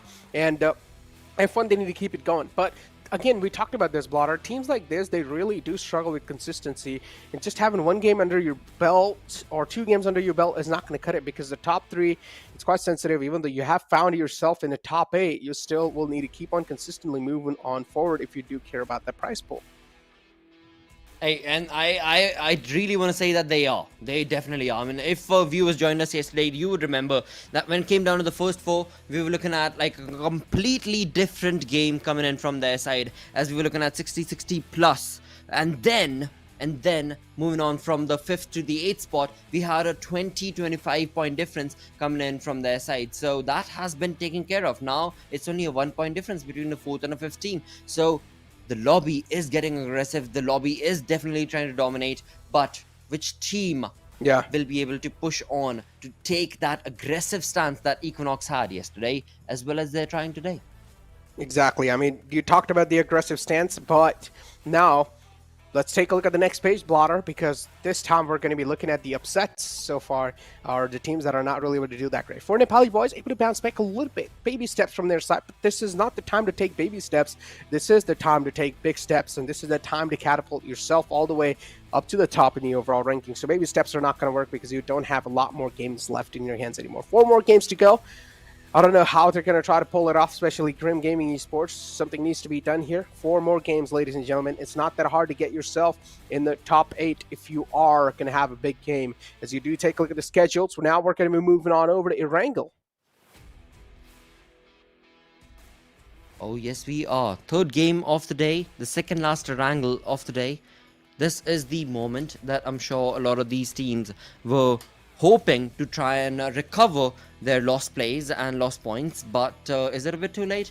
Is it all done for? We shall have to see, because Erangel till now has been a bit of a ups and downs story compared to what day 1 brought in and day 2 is bringing to the table. Yeah, there's still a lot of opportunity for so many of these teams to be able to make that sort of a dominating play. But yeah, few teams that do stand out, you need to stop them in their tracks. And that's going to be very blunt and honest, Equinox, ISSL looking very comfortable in terms of the way that they're approaching the map of Erangel. I mean, the approach is definitely... Okay, look, Blotter, this is where we really go back to the basics now, because Erangel is a map that everyone is pretty much well familiar with. Everyone knows the nooks and crannies of Erangel. And to formulate a strategy around Erangel, it's not to be that hard. But Erangel is that type of map. If you're playing in a lobby, you really need to study on the teams that you're going to be playing against, and then maybe formulate a way how you're going to be rotating out of that tricky spots. That's pretty much how you're going to be able to do. But if there are some teams that are going to be crossing their way, or unfortunately, if you're going to be running into a team, which sometimes a lot of unfortunate circumstances do come through, there's a lot of random nature as well that game throws onto you. This is where your survival instincts, and this is where you really need to rely heavily on your gun power. And are you able to do that well? Indeed. If you are going to be able to do that well, that means you are one of the good teams. If you're not, then you still need a little bit of more research. You still need a little bit of more homework, and you need to hit the range as well. But I'm not here to criticize the team. Every single team in here is doing a great job, and hopefully, even if they're not really able to get anything out of this one, hopefully I'm going to be seeing them back in the future and keep trying, because never give up, ladies and gentlemen. A big advice. True, that is true. Yeah, it's a big advice. It's a good advice indeed. And just to move on along with that conversation, I'd say let's have a look at what Erangel has to offer. This is the second Erangel of the day, the third game of the day, ladies and gentlemen. And with that, the flight path on our screens, minute base, nowhere to be seen. As we start off from the eastern front, from Milton Power, all the way down towards us, north towards Zorki. So this is looking pretty good. I mean, they've got escort helicopters. This is just perfect, you know. Everything should be working out for these teams. But hey, that's not how the game is going to be played. That's not what the battleground is going to be offering to these teams, because it is absolute annihilation that we want to be able to see. Damn, Blotter, you want to see annihilation? You want to see an absolute slaughter right off the bat? I definitely do. I want to be able to see some teams, you know, really, as we were talking about yesterday. I mean, this is game number 3. Yesterday, game number 3, we were talking about, all right, you know, it's okay. They need to have a little bit of an understanding what they're playing against, and yada, yada, yada. But now, after having played, 7 games? Yeah, they better be able to deliver. Hopefully, they're going to be able to deliver. I mean, I pretty much know, Blotter. I know that you're a man of aggression too. Come on. I mean, listen, I don't know if you are into a lot of Zodiacs. You see, there's a difference, you know, passionate aggression and aggression. There's a little bit of difference in there. You got to be passionate about the aggressive approach that you're going to be able to bring in. I love all sorts of just aggression. Aggressive, yeah, it's let's hear it from you. I mean, who doesn't, man? Come on, you know what I'm saying? It just gives you so much of an adrenaline rush and stuff. It's great, you know. And stuff, he says. Equinox just firing off. I'm sorry, I put you on the spot. We're not able to land any, but the player's going to be able to move away from that one. But yeah, Equinox somehow. Again, I mean, they're just able to get the guns in their hands, and somehow the confidence that this team have, man, they're just not scared of fighting. And makes sense too, Blotter. They currently have a really nice cushion. They have 107 points. They're right above DE Gangsters, and DE Gangsters only have 80, or which is 79 points accumulated on their side. So they have a nice little safety cushion they can rely on. So Equinox, they can go all gun blazing if they want. I believe they definitely can, and I think they're trying to. It's just they're being cautious about it, because they know what's up at stake, right? And so do the other teams as well. And look at Rex and RC. They were just driving towards the exact same area that the team was in, that we were just talking about, that was going to be Equinox, and thankfully they did not. Because they have no utility, they've got no loot. And Rex and RC, I mean, yeah, they're playing it YOLO approach. Let's see how it goes, sort of a play. Let's see where exactly are we going to be finding the best loot, where indeed I can very well say the loot that they're going to be working towards. Yeah, the area that they're in are not looking too good, but I'm sure they've got a plan. Hopefully they have, man. Look, if you're going to be playing at this type of level, you've got to have a plan, and you have to have a plan. But if it doesn't work out, then what do you rely on? It's the plan C, as I said. But now, as we do have Rex and RC, previous game was something that was quite hurtful for them. So Rex and RC, They will try to pull off something in this one. For Nepali boys too, not really having that great of a start, but slowly and steadily, as I said, the baby steps are being seen in the overall rankings, but the baby steps are not going to be enough. For Nepali boys, need a massive chicken dinner. They did get one yesterday in Sandhawk, but they will at least need to have some consistency in the other map too.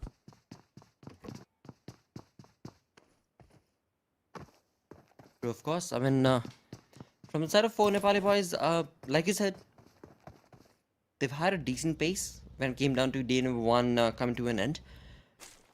For now, they just need to get up on that play as well, once again, to be able to dominate. And this being the final day, this being game number 3, with only 2 games remaining for the day, of the entire league itself, of the entire tournament itself, I think they've missed the mark, is what I want to say. But hey, it's not too late. I don't want to call them out like that, because they did showcase some brilliant plays coming in from their side. They did showcase some perfect opportunistic plays, in fact, where they were able to read the lobby and work it out in their favor. Read the lobby. I mean, you had your time to read the lobby, right? And so far, the homeworks are working. But what if a team throws a curveball? What if a team has 2 strats ready and they just pull off another strat too? That's some time when your homework will kind of struggle. And that's when you will need to have a little adaptive nature. I'm not going to lie, every single team in here needs to develop a sense of adaptation, because, as I said, the game throws a lot of randomness in front of you, and how are you going to be able to overcome? This is what you learn from some of the top teams currently, for example, DE Gangsters. I'm not really going to bring up the name of Equinox, because Equinox, there's just firepower is just so really good that Equinox, no matter, even if a random situation is thrown on top of them, they will just get out of that sure firepower.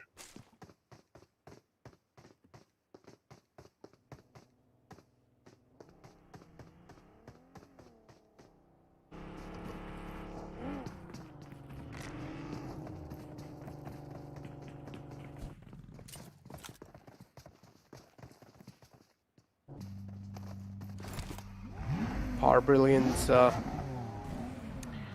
one of those teams. Absolutely. Yeah. All the way in Pachinki, have a really good spot to play around. So Power Brilliance, again, they start off in quite a centralized spot on the map of Erangel.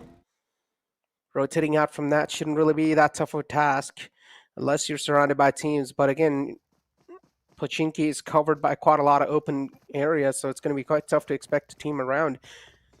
On the other hand, you have Flames 1 Goku. Yeah, as you brought him up too in the past, Goku has been doing a great job with the entire squad of Flames 1, but is that enough? We'll only be able to find out after this game, Blotter. Yeah, I question that as well. I would say it's a bit too late, but again, I'm no person to question anything, because they're so much better than me. So I'm sure F1 still have an opportunity to be able to just revive themselves back up in the overall storyboard. For now, though, things not looking good for their side. On the other front, on the absolute other front, is going to be the side of Doom Esports, who have been retaliating, who have been resilient, who have been annihilating all the teams that they go on across. But today, we're still definitely waiting for that sort of a play coming in from their side. Yesterday, on game number 3, we saw them with 14 eliminations with a chicken dinner. So you know what? I mean, they've caused this curse for themselves, is what I would say. I mean, if they did that and then they walk away with, 2 eliminations, it's just going to be like, all right. Did you see at F1 in the kill feed? I think so one of the players just fell to his death. But yeah, on the other hand, MAKPEN, though, having a great game in the previous one, but this time making quite a lot of mistakes, too. They could have almost caught a knockout. Momo was in the receiving end, was taken down solo. Pelzang is still in the clotheslines. Sujil exactly knows where he is, too. The nade's tossed in, but not going to be close enough. Did dish out quite a lot of damage. One more nade falling the same trail should do it. Tossed in, too. Not going to be close enough this time. Pelzang will be in the safer sides. Did patch himself up in the nick of time, too. Had a med kit to patch himself up, so that's why the HP is back to full again, instead of being at 70% with a normal first aid kit. But MAKPEN, look, oh, the natives are so close. Pelzang is just hugging the rock right now. Will boost himself up too to now topple the HP. But Pelzang, oh, this is getting just way too close for comfort, Blotter. Sujil, he has no idea the amount of damage and the amount of sheer brilliant play that he was able to showcase right here, because he of course did not get that information, but MAKPEN know exactly where he's at as this team pushes on along against the players of Grim Gaming. Sujil and his teammates better be ready, because MAKPEN have made it across that LOC, and for now it is all going to be dominated based on how they're going to be able to push to get that opening for themselves against the players of Grim Gaming once again. Now Sujil is still sticking to that same, oh, thankfully he did drop down. That's exactly what I was thinking about. Like, you do not want to be sticking at that same exact position. You want to be able to cover different angles, and that's what Sujil is going to be working towards, to be able to help out his teammates. But MAKPEN, I mean, they are the wise ones as well, because they are creating that flank angle, and so is Grim Gaming as well. What a perfect mind play game is what this fight is going to turn out to be. But F1, we did see them in the back lines. They were on top of that hill. Can they deliver? Can they bring in a crazy third party against these two teams? It's going to be tough, man. MAKPEN in a really open situation. You never know where there's going to be team crashing up from the back too. A little line of sight from the hill can just change the entire course for MAKPEN. And yeah, a really good decision, I would say. MAKPEN realized the position they were in is not something they can rely on. So disengaging from that one is one of the most mature choices you can make in the entire game so far. And that's what MAKPEN are doing. Grim Gaming Esports, though, on the other hand, they have a decent spot in the entire zone for themselves, so they're looking quite good. AUG, the airdrop one's going to be on the board as well, ladies and gentlemen, with a little bit of upgrades if teams do want to go for it. They've got it right there. That is true. But in the mini-map, we can see that there's no team. There's absolutely no team. On PUBG call. This is just perfect mind game that they love to play, right? It's out in the open. Yeah. They've got a little bit of cover with a tractor. But is that enough to lure a team to go out in the open to get that without them knowing what's going to be in there? Yeah, that's the reason why we end up seeing only one or two airdrops being looted. Apart from that, all the teams are just comfortable with their drop locations to get the best level 3 and level 2 suits for themselves. For now, as we move on across with the fights, we've got Grim Gaming on our screens as they try and make this rotation away from the fight that they were part of towards another one. And Rex and RC, Amar, what are you doing, mate? Alright, thankfully. Alright, he was just bullying. Look at that. He was just bullying the team to not be a part of the open fields. That is amazing to witness right there, where his teammates in the main map, we can clearly see, are just stuck behind those bales. Blotter, you know, we asked about everyone what sort of a day they had. What about you, Blotter? How was your day today? Let's not move into that, mate, because it has been horrendous. It has been absolutely horrendous. Damn, so you're having a bad day today? Hey. Are you gonna cry? Wait. Are we supposed to cry? I mean, if it wasn't in the dry run mark sheet, so I'm not entirely sure. Okay, that was not a cry, man. That was not. See, you asking for cringy moments, so I'm giving you one because there's nothing happening on the map. So I'm just like, all right, man, I'm gonna carry on and wrong. Bro, have you seen one of those videos that they're trying to make it funny and they're trying to do a ghost cosplay and they're trying to scare someone? They're like, "Ooh, I'm a ghost." That's what it literally felt like, Blotter. And that's exactly what it was, and you laughed your ass off, and that's exactly what it was about. I should not do. You see exactly what you're doing? You're getting me off my rockers, mate. I'm sitting right here in the center looking at this team getting into the fist of the first perfect place, which is going to be Fistbone, getting right there in the center. Look at that. Doom making an entry into the zone along with that. Grim getting grimmed out thanks to, of course, DE Gangsters. You're one of those budget ghosts in the movie. Ain't that fair? Viewers, what do you think?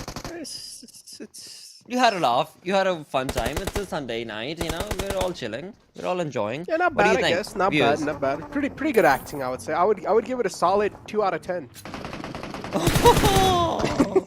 But yeah, Flames won in front of us. And Flames won just mowing down the players in the front. Actually, Flames won the hold they have currently on top of the hill. Pretty well settled defense, I would say, from them. True. I'd agree. I definitely agree. I mean, they were spot on in terms of getting that auditory information, and once they did, they knew exactly where to place their crosses, and they were very quick about that as well. And not only that, you know what, talking about the side of F1, they have had a brilliant play on day number 2. Day number 1, yeah, it was a shaky start, not gonna lie for sure, but overall, yeah, it's looking pretty good for their side. But yeah, you always have to raise up the question, right? We've only got 10 games in total. We're looking at this being the 7th game of the entire play. So is it a bit too late? Same can be said for the side of Team Time as well. But they're doing pretty brilliant on day number 2. So yeah, there's still an opportunity, as we saw on the overall leaderboard. The points are getting closer. You know, there's not that big a difference. So some good games, like 2-3 good games, and you could very well find yourself in the top 8 to the top 5. Good games is indeed, I mean, all you need, but man, how are they going to? As I said, lobby as well, it's toughened up, I would say. The level has definitely increased compared to yesterday, how the lobby was, and today, the teams came in well prepared, and now that's why you're seeing a lot of upsets. For example, the team that we were seeing, the end game, in the first 2 games, they're not willing to show themselves up. This is currently the 3rd game of the day, ladies and gentlemen, and you only have 2 more games after this. So this game is going to matter a lot for them. This game should just show their lifeline in the entire tournament.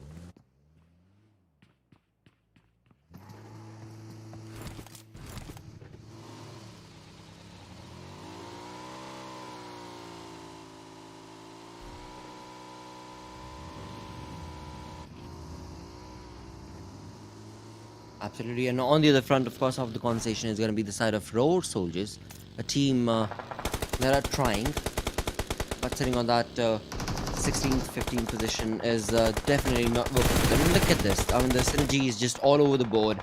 One player has already moved in. They know that they've lost him to the cause. Second player moves in along just to be the bait and give away the point. And in doing so, by 7 were not that smart as well, as F1 got the better half of that fight, as they were able to steal away a point, and elimination maybe will be confirmed. We shall have to see in the kill feed. But Roar are not yet done with what a play that they've been able to play against the players of Equinox, where one player from Equinox has been dropped down, but elimination point has not yet been confirmed. Now it's all down between Brilliance and Equinox. Brilliance and Roar. My apologies, I'm Mr. Savage. Trying their best to take on those players, and what a domination. You know what? From the side of Roar, I have to point out, Mr. Savage has been a part of the limelight so many a times, as he's held himself to the cause, but HR...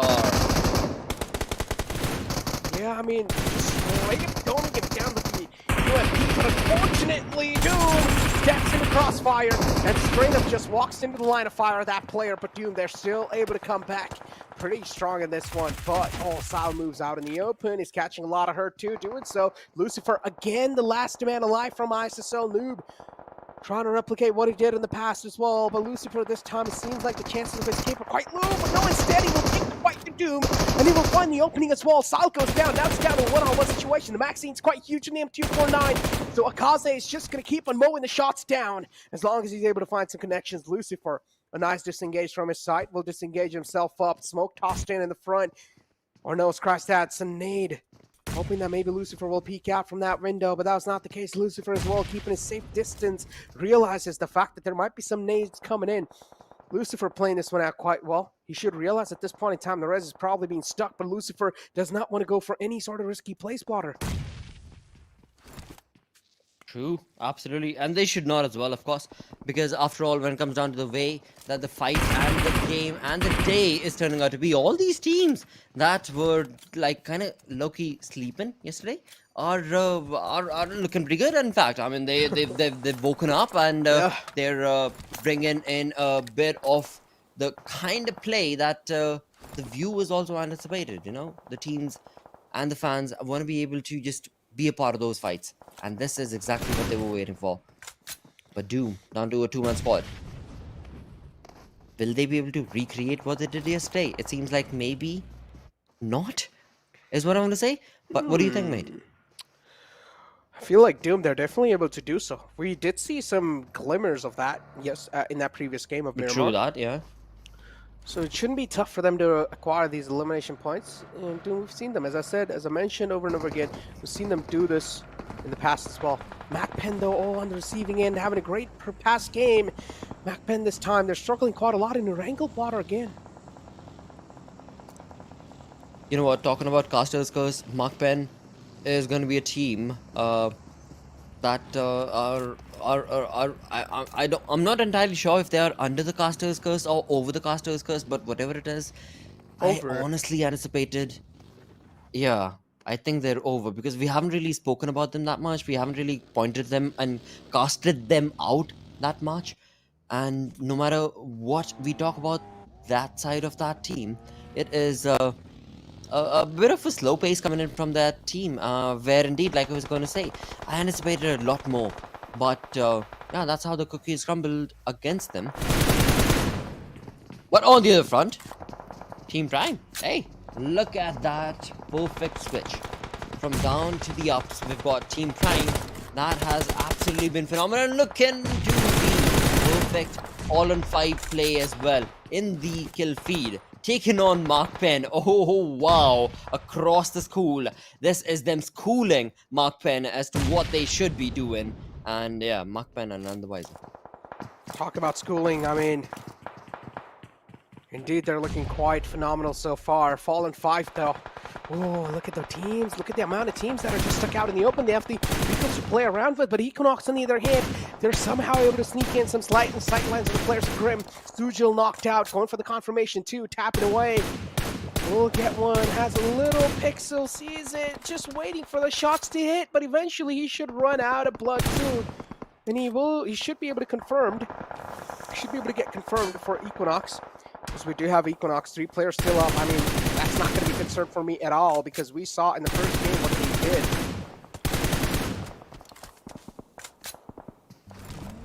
Of course, as we look at this Equinox fight taken on with the 3-man army against that players that are all set up from the side of 4 Nepali boys in the compound, and this team being out in the open, they're utilizing those vehicles like a perfect magnet for the side of well, alright, we've got Rex as well. So Equinox not having a good side of this fight. They've got 2 to 3 teams right on top of their position, and information has been relayed.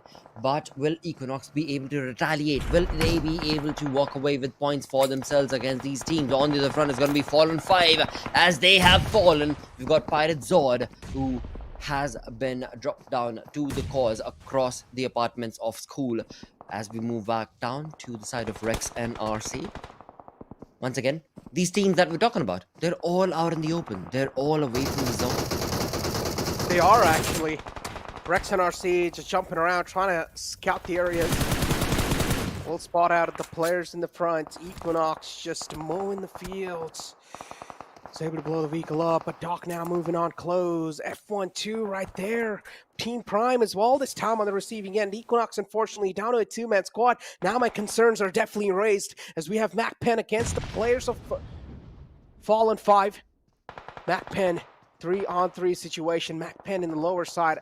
Fallen 5 having a little upper edge over them. But the upper edge inside a building won't really matter unless MAKPEN makes some rookie mistakes. Belting almost on the verge of making that mistake, and that's what exactly happens. Danae sneaks in inside the window, or inside the door, and finds 2 knockouts. A big nade from the side of Pirate Zod.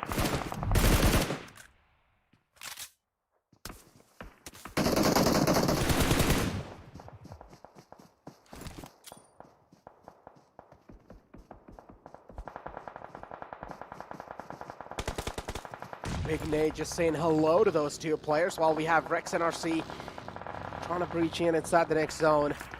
So we have their team in the front still. Grim, they're alive somehow. Rex and RC, nice confirmation. Fallen 5 easily out from the game. Doom as well will follow it up, but this time not a lot of points. Blotter, only 5 elimination points. That's something they cannot really work with. Flame F1 just straight up ramming their vehicles on the shack. Do realize this time they won't really have a lot of time to move in. As much as time you're going to waste, you won't have enough time to just move on in. The Wall of Death as well this time is going to do so much damage. It's going to be hard for that man to withstand it. Flames one moving on in, slowly and steadily, but unfortunately they have to cross through open fields. 4 Nepali boys pinning them down. A lot of pressure on Flames F1, and same thing goes with 4 Nepali boys. Absolutely, with 16 remaining, this is an equal side conversation where indeed this could go either way, but we shall have to see which side is going to be able to crumble and which side will be able to take the better half of this entire 2-day affair. One not looking too good as they have been fought out in the open with a smaller shot not open for them. The end game, I was just going to point that out. The end game are missing, but not for long because they jump in with a perfect rescue to their cause and their name as they bring in 7 defeats. 7 defeats is what is 8. In fact, correction is going to be what? Wow, they're not yet done. But hey, Rex and Arsenal looking pretty good. I mean, Team Endgame really needed this, Blotter. They really desperately needed this because they were slipping away from the top 5, but this one should bring a lifeline back again. Should get the blood pumping, should get the blood flowing as well. Cyclone from the side of GOZA will return the favors against the players of the Endgame, but it's not going to be more than enough to stop the wave that the Endgame is bringing on this entire lobby. GOZA will get the confirmation flowing too. Cyclone doing a great job keeping those players down. Lakshay YT has went down.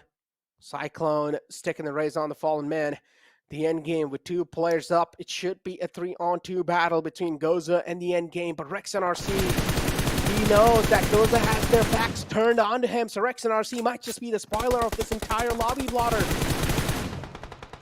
Oh, this could be the one. This could definitely be the one where indeed the end game are going to be just completely causing chaos in this attack. No, that was your glimmer of hope. You should not have killed him.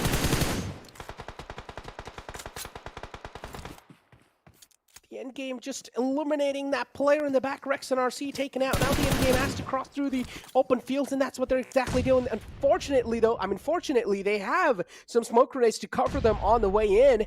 Tossing in some nade, artificial red zone being made from their side.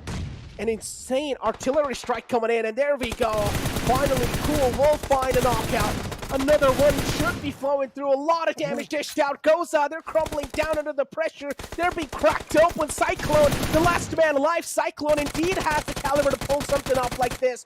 But the Wall of Death is moving in too from the back. A lot of pressure to handle. Cyclone cannot do it. And yes, there you go. Cyclone will eventually fall down. The end game PS really needed this on a desperate time, and they get it too. And they do it in style indeed. With that, they've got the chicken dinner working for themselves with 12 eliminations. That's the way to go. With the gems working for them, the end game is absolutely in favor for the side of this team, where indeed they did get chicken dinners, not one but twice yesterday. This is going to be the 3rd one, moving them up all the way to the 2nd position in the overall ranking. Well, they are bringing up those numbers. They indeed are bringing up those numbers, Blotter. I mean, 12 eliminations, 27 points, 2,050. Really needed this. And Blotter, this changed the entire eyesight that we had. This changes the entire image that we had of the end game. I mean, we thought the end game likes to play that survival game. They like to be more mature. They don't really like to take a lot of fights. But with those 12 eliminations, the end game proved us wrong. They were like, all right, you guys thought we were just good at the survival instinct of the game. No. We are also capable of the stones. We have to throw them at the people. Exactly, and they did that in style. And in doing so, let's have a look at which player was it that was just absolutely ludicrously in style all across the board. And that is going to be once again a player coming in all the way from the end game, ripping across the souls of the lobby. 7 eliminations. Yeah. 7 eliminations. That is a ludicrous play coming in the final play of this day. But again, this is not the final game. So, yeah, they've still got opportunity to be able to make it all the way into the top 3. But yeah, Kree, man. Kree, a great performance from this man with 7 eliminations. 1,147 damage dealt, 24-31 survival time, 3 assists, 5 knockouts. Kree doing a great job. Also got a little bit of steals here and there, but it's okay. You know, in the game of PUBG, it's all fair and all valid. Let's take a look at the top players, ladies and gentlemen, and let's find out who are going to be the top players of that previous game. As we do have, of course, Kree coming in from the side of TEG. Then you also have Rex and RC. Rex and RC, one of the players from that team as well. Amare coming in with 4 eliminations. Then you have Cool PS2 with 4. Then you have Doc as well with 2. And then you have Cyclone as well with 2. Absolutely, but again, I mean, it was a close game, of course. When it comes to the map of Erangel, we know for a fact it is always going to be a ludicrous ride, and this time around, it is all going to be favoring, thanks to the play coming in to Rip, of course, from the side of the end game play. But we've still got 2 games remaining. We have to still see which team will it be that will get the better half of Sandhawk. But for now, as we move across through the stats, we've got the match summary that will be displayed, and well, all right. So the teams are being a lot more cautious in terms of their play.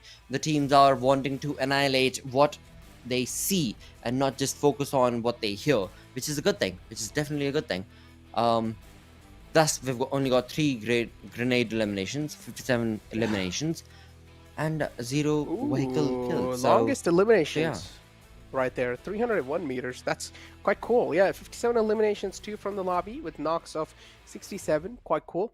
As we have 2 airdrops looted in the previous one, but still did not see that AWM in that last game. But it's okay. We have 27 assists in total, Blotter, in that previous one, and vehicle elimination 0. No one got ran over by the vehicle, so at least I would call it a nice, friendly game, right? No one's trying to rub any sort of salt on someone's wounds, so a pretty friendly game from these teams as we do move on over to the match rankings. And let's find out how is the picture looking like. Endgame PS, of course, really well needed chicken dinner, and they do get it in style as well. GOZA right underneath them, and I'm so impressed by GOZA on day 2. From the game 1 of day 2 till now, GOZA has been so consistent for being in that top 5. Oh, they have. They definitely have, and they've pushed up that bar for the team sitting on that second position, because they have been so consistent, they have been so perfect. Average approach is what I would say for their side, which is working, which is absolutely working. 12 placement points with 4 eliminations, but looking on the front of the aggressiveness, a team end game, 12 eliminations, and the first page, we've got no team moving into the 2-digit for the elimination itself. Clearly indicates that the end game are here to absolutely take it on by a storm. But will it be enough? Because Equinox, still, without getting enough placement points, have 5 elimination points. Same is the case for Doom Esports from Mongolia.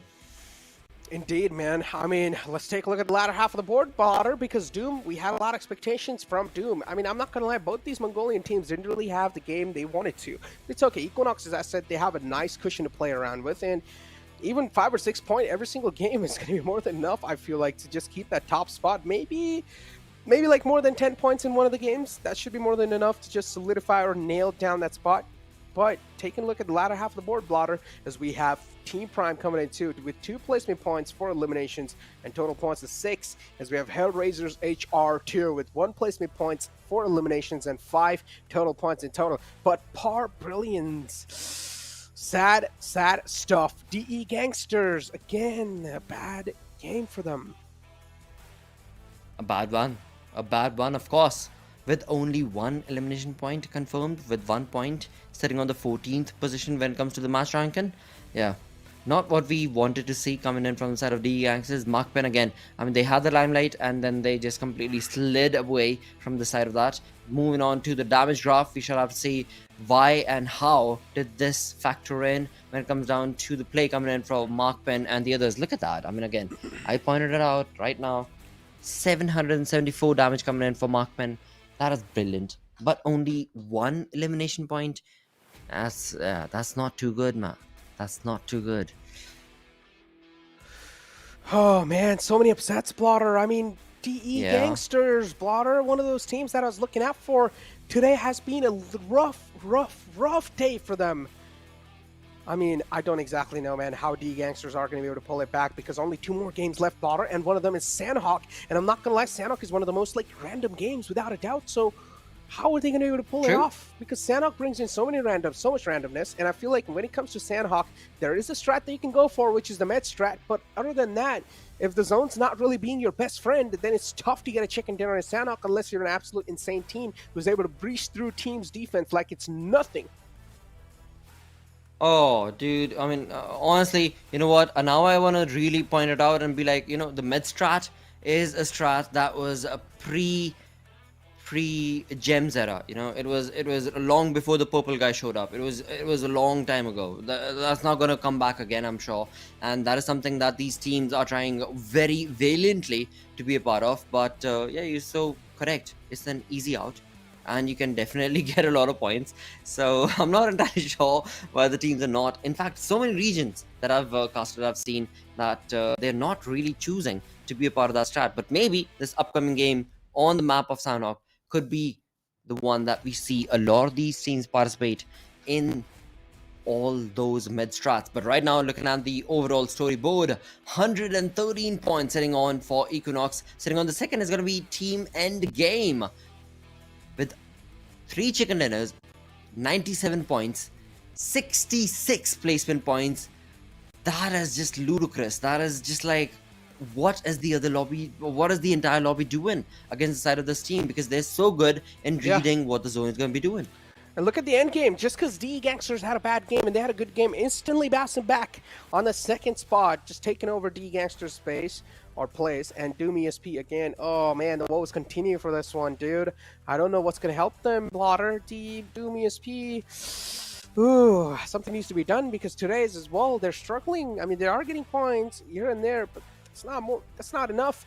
Something more needs to be done because teams like GOZA, they're having consistent performances and they're able to keep themselves up and up and up. They're able to keep the consistency flowing. They're able to keep just climbing up and up in the ladder. When it comes to the latter half of the board, though, ladies and gentlemen, for Nepali boys, the baby steps somewhere are showing now, but is that enough? I personally don't think so. That's enough. This Sandhawk game has to be a big game for them. If this one slips out, then everything will be pushed on over to the last game. And imagine the amount of nerves, the amount of shaky nerve this team's going to have. A lot of pressure to deal with, Blotter, but you still got to keep your hands steady. You got no other option. Indeed, with that, we move on through to the second last game of the entire tourney, where we are going to be jumping into the map of Sandhawk. But we shall have to see which team will be the one that'll get the better half of the zone and be able to place themselves on top. For now, looking very comfortable is going to be the side of Mongolian teams, but not that far away is going to be the side of the team joining all the way from Philippines is going to be the End Game. And that team, again, yeah, they have really rooted it down. They know exactly what they're doing. They know how they want to be able to play it, and nothing taken away from them. Exactly. As you did mention, nothing to take away from them. And I'm not going to lie, nothing taken away even from the teams that are all the way in the latter half of the board too, ladies and gentlemen. The team that is currently sitting at the last place too. As I said, you never know when these teams are going to come back stronger in the future. So as I'm saying, guys, I mean, they're already going through a tough time because they're not doing that great in the tournament. So don't give them more hate because they really don't need it. So make sure to encourage them, make sure to motivate them if you are a real fan and if you want to see them back even in full force in the next competitions, right? Well, wait. I just want to ask, are you guys giving hate in the chat? Like, what do you base that on? Necro? I mean, it's just like a normal viewer's mentality, right, Blotter? If the team that they really want to do good, if they're not really able to do that great, as a fan, you have a little disappointment. And sometimes you might as well just give hate. I mean, this is something that goes on in the community. Come on. This is something that goes on everywhere. No, that's not what I do. I'm pretty sure that's what you do, though. Right. I really don't care. I'm sure the entire fan base knows that as well, because I don't choose at all. But with that, as we move on and have a look at Negro, I'm sorry. But as we move on and have a look at the second last game, we are going to be. I mean, you asked it. You just stepped into it, right? Listen, I said if there's love, why hate, man? You know, if there's love, why hate? Just give out love. It's a good advice, Blotter. Maybe you should take it. Yeah, but is there supposed to be love? Yes, sure. Humans are supposed to love each other. You know? Yep. Definitely. There we go. Ladies and gentlemen, with that, done, discussed, and set in stone. We're moving on to the second last game of this PMCO right here from South Asia, and we are looking at the Sandhawk map, where indeed, talking about the first approach or the first blood situations, well, we've actually got a couple of teams that are going to be around in the vicinity, but they're going to be pretty spread out. But also, along with that, I do want to point out what F1 is doing. I mean, F1, they have had a league the of their own, is circle. what I want to say. And the zone, yep. That is, yeah, exactly Wow. what we want to be able to see. 40% of the zone's currently in the water. So this is quite interesting, Blotter. Not a lot of landmass already in the first zone. That means teams will be struggling right off the bat to get inside and find a nice safe spot. You talk about a safe spot, TEG, they have a good one, but the only team that can be a little problematic for them has to be ISSL Noob Alliance. Could be the case. But now, of course, they're set up on different areas for themselves. So they're a little, just a little spread out. But for how long? Because again, as Necro pointed out, the zone is all the way down to the western side. And as it starts constricting, it is going to get really difficult. Really, really difficult, in fact, for the teams that are sitting on the eastern side. We've got GOZA, we've got F1. Well, again, never mind F1, because they're playing in, I don't know what Formula 1 race they've got going on with the approach that they've got on the spread into the way that they've got going on the map of Sandhawk. But on the other side is also going to be DE, Gangsters, and yeah, they need to make that rotation quick. But it's doable. Again, it's a small map. It's clearly going to be easy. Or not. Maybe. Blotter, just had a little question, you know. How do you like to start your day off? Like in the breakfast, what do you like to eat? Oh. Chicken dinner, mate. That's exactly how I do But it that's with called Rex and dinner, RC. Blotter. Absolutely. Doing it to perfection. And there is absolutely no way. There is no way Brilliance player is going to be able to walk out of that. Devil boy, Wait. you better be careful, mate. Listen, There is no way. Blotter, I asked you about breakfast, man, and you said chicken dinner. It's dinner, dude. You eat dinner at nighttime. Yeah, don't we all? I mean, we're gamers, right? We sleep at like what? 6 o'clock in the morning? 5 o'clock in the morning? Nah, I'm not gonna lie. Recently, I've been trying to fix up my schedule. I know it's hard to believe, but I am. Oh no! Necro's out the squad! No, Necro's guys, not a it's gamer not like that. anymore. Listen, guys, all right? I'm a gamer boy, man. You guys can literally just check out my socials. I keep on uploading clips here and there. But yeah, we have ISSL Noob Alliance for now. Lucifer just eyeing out the area in the front. Does know there's a team quite close and trying to invade their privacy. As you have Creed 2, here's the footsteps, but Jimmy is way too quick to react. And the end game won't get enough amount of time. Creed especially won't get enough time to react back in time. So endgame already in a huge disadvantage. It's a 3-on-4 situation, Blotter. What do you think the outcome's going to be? Numbers advantage, maybe, but again, the way this team is playing is looking like, okay, never mind, it is a 3v3 situation, and now this is not the play that I wanted to make or create for the side of ISSL Noob, but it seems like I kind of cursed them a little bit. I really wanted to see ISSL Noob get the better half of this fight, but Jimmy just jumped in, and yeah, that kind of broke this fight even. So we've got 3v3 situation, and never mind that, we've got Lucifer, the man Necro started off with, is down all by himself, and he is supposed to be the one to help out the side of this team of ISSL Noob. Oh my Will they God. be able to get those points? Yeah, easily. What just happened? A team that won the previous game from a complete high now to a complete low. The end game, I'm pretty sure even they didn't expect that this is going to be their end game. This early off in the game of Sandhawk, oh my God, and an unexpected just happens, and the end game are just absolutely surprised about what just happened to them. I'm pretty sure they're trying to recover from the shock that they've just gotten. Yeah, but I can understand that. You know, I mean, they had a really good first game, or rather previous game, sorry, the third game of the day, and now they're just trying to recuperate, and sadly, Yeah. even if they wanted to get a few points, they were just not able to do so against the players of ISSL Noob, wherein ISSL Noob were that much more determined. But moving away from that fight towards the next one, we've got Power Brilliance against the players of Equinox, none other. And Equinox needs to be stopped. And Power Brilliance are doing it.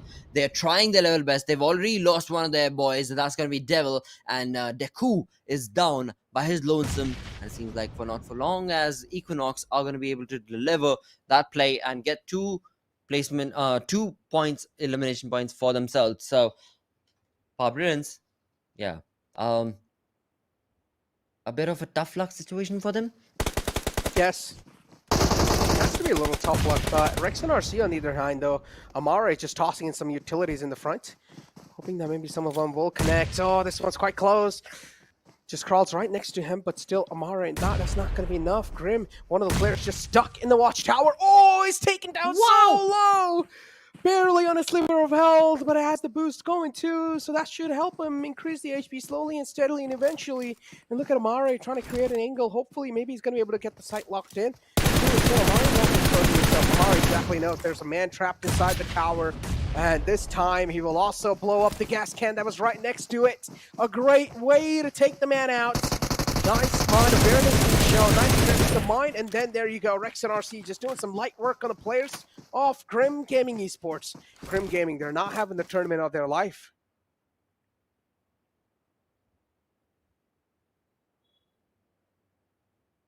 They aren't. As we move back to the stalemate approach coming in from the side of Power Brilliance against the players of Equinox. Slow, low-key play coming in from the side of this team. Both these teams, in fact. But Equinox seems to be the one that will get or try and get the better half of this entire saga, where indeed they have pushed on with a Vector in Manix, and it is going to be tough luck for him. But he has the safety net of the compound working for him. Huh. I guess I said that too soon, because the utilities are not going to be allowing and providing him the cover that he thought he had. And in doing so, the numbers advantage going to be favoring Equinox, and they are done easily, just like that, with a perfect synergistic approach. You know what? Communication is key. We've spoken about that again and again, and that is exactly what has been dictated right here with the way Equinox were able to create that sort of a play. And look at that, man in the back, creating that flank angle just in case somebody jumps out and tries to run away, walk away. Well, he's got it in his tracks, and that's exactly how sneaky play is going to be created from the side of Equinox as they get 3 elimination points for their side with all 4 players still standing. Still though, 14 teams live and 52 players in total. Rex and RC doing so good so far. Doom was the casualty, but is this 3-man squad going to be able to roll over other teams too? DE Gangsters not really having a day of their life today. Something needs to be pulled off. Something critical needs to be done from their side as well. They need a chicken dinner desperately to hold on to the spot they have currently. If Doom Esports gets in one good game, DE Gangsters' position will be compromised, and I'm pretty sure they do not want to be out of that top 3.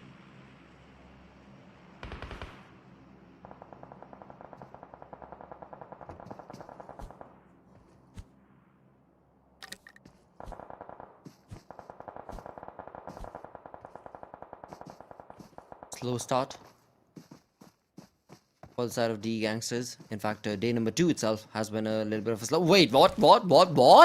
Roar soldiers, are you soldiering across each other? What is going on in the kill feed right there, where we did just see Roar soldiers dominating against each other as they do not have anything to say in the lobby apparently.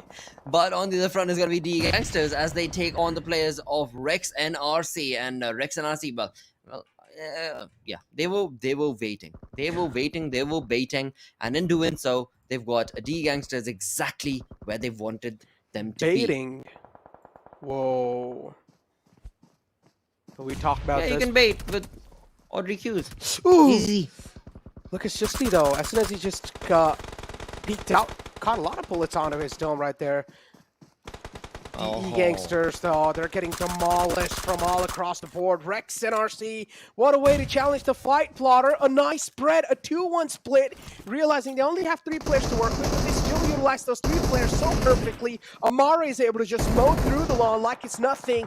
DE Gangsters, now they're falling down. Nishan, the last hope alive, and he's also getting charged on by the players. Tommy gun in his hands, he was able to find 1 knockout, still 31 bullets in the magazine. We'll go for the fresh one too. Nishan is able to find one second one. What's going on? He might just find the third one too. And what? How did they get taken out? I mean, they were able to get rid of DE Gangsters, but it seems like someone from far away, oh, it's going to be Team Prime, just invading this fight and just getting the third party in and getting rid of the final man who was standing for Rex NRC. The fight did not work out for both those teams.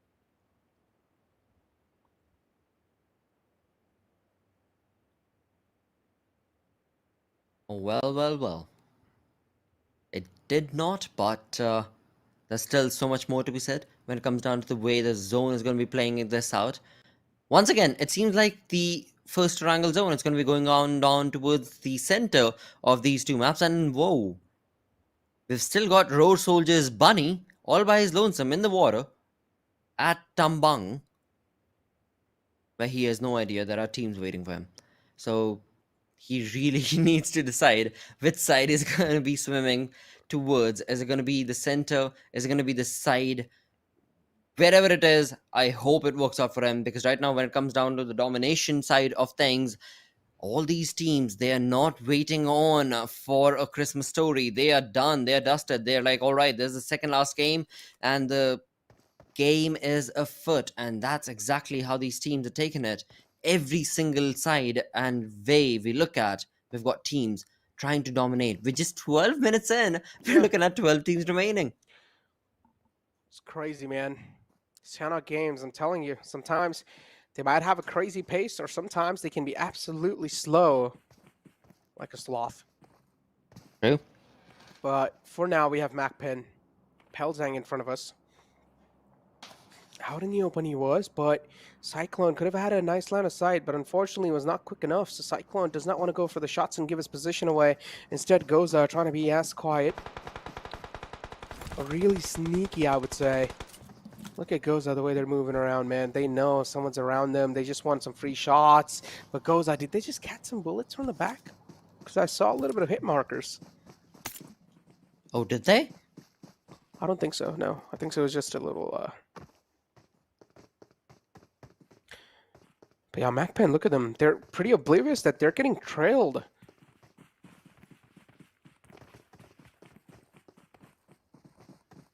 Yeah, honestly, when this entire thing started yesterday, I was keeping keen eye towards MAKPEN and really did want them to succeed. Really did want them to not succeed as in be on the top, but have a good progressive play. But sadly, that's not how it's turned out to be. I mean, utilities working for them, positions working for them, fights not working for them. So I guess they really need to go back to the drawing board. I mean, they must have been really good in their region, but sadly, not the case as how it's played out in the two-day affair. MAKPEN, Pelzang just punch boosting his way on top of the mountain. GOZA too, moving in from the outskirts, from the sidelines.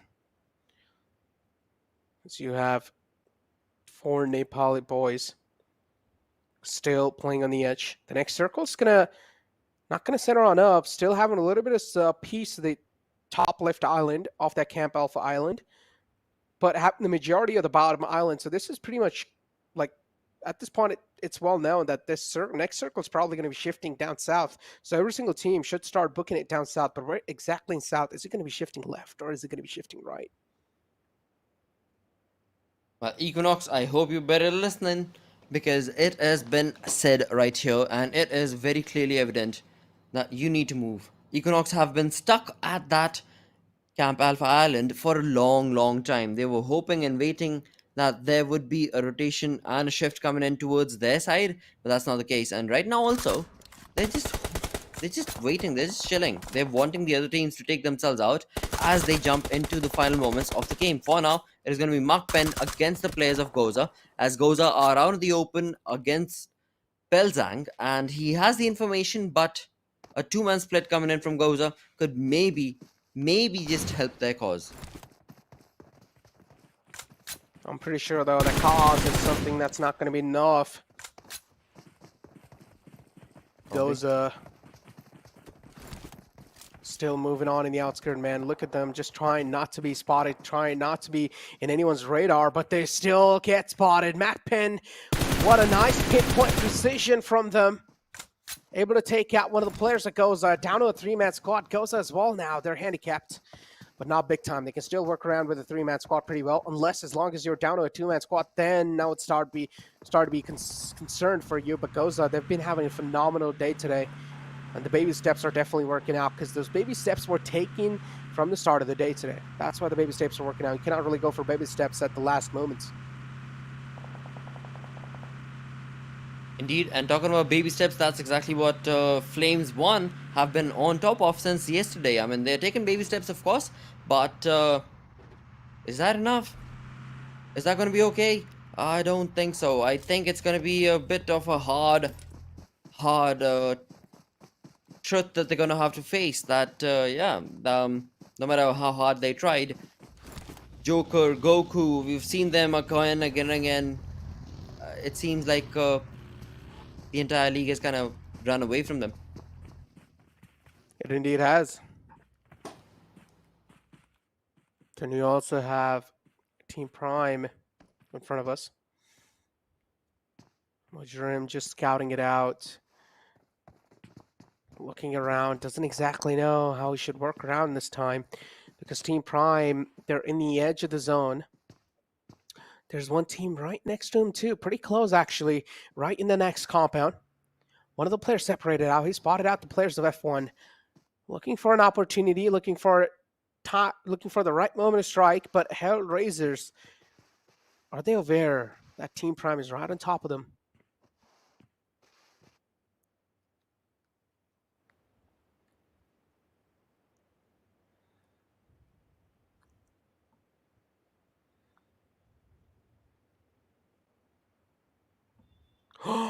I told you, man, the circle's going to be shifting down south, and that's what exactly happened, Blotter. But was it left or right? The mystery has been revealed. The circle's going to be shifting on the right side.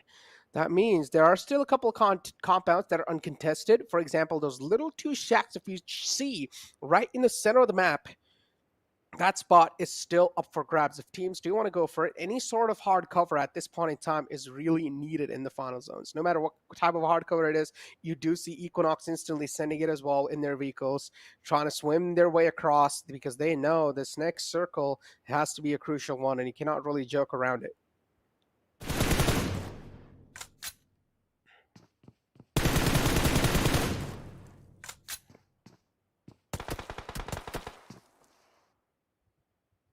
ISSL Noob right there on the map.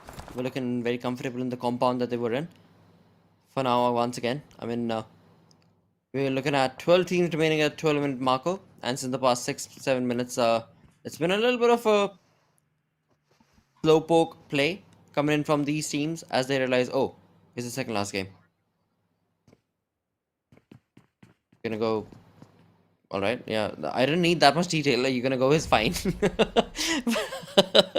But talking about the way the teams are playing themselves, yeah, I do want to point out that it's gonna be a bit of a slowpoke play coming in from the side of these teams that are remaining. Once again, 12 teams that are in front of us. MAKPEN against the players of Prime now by 7.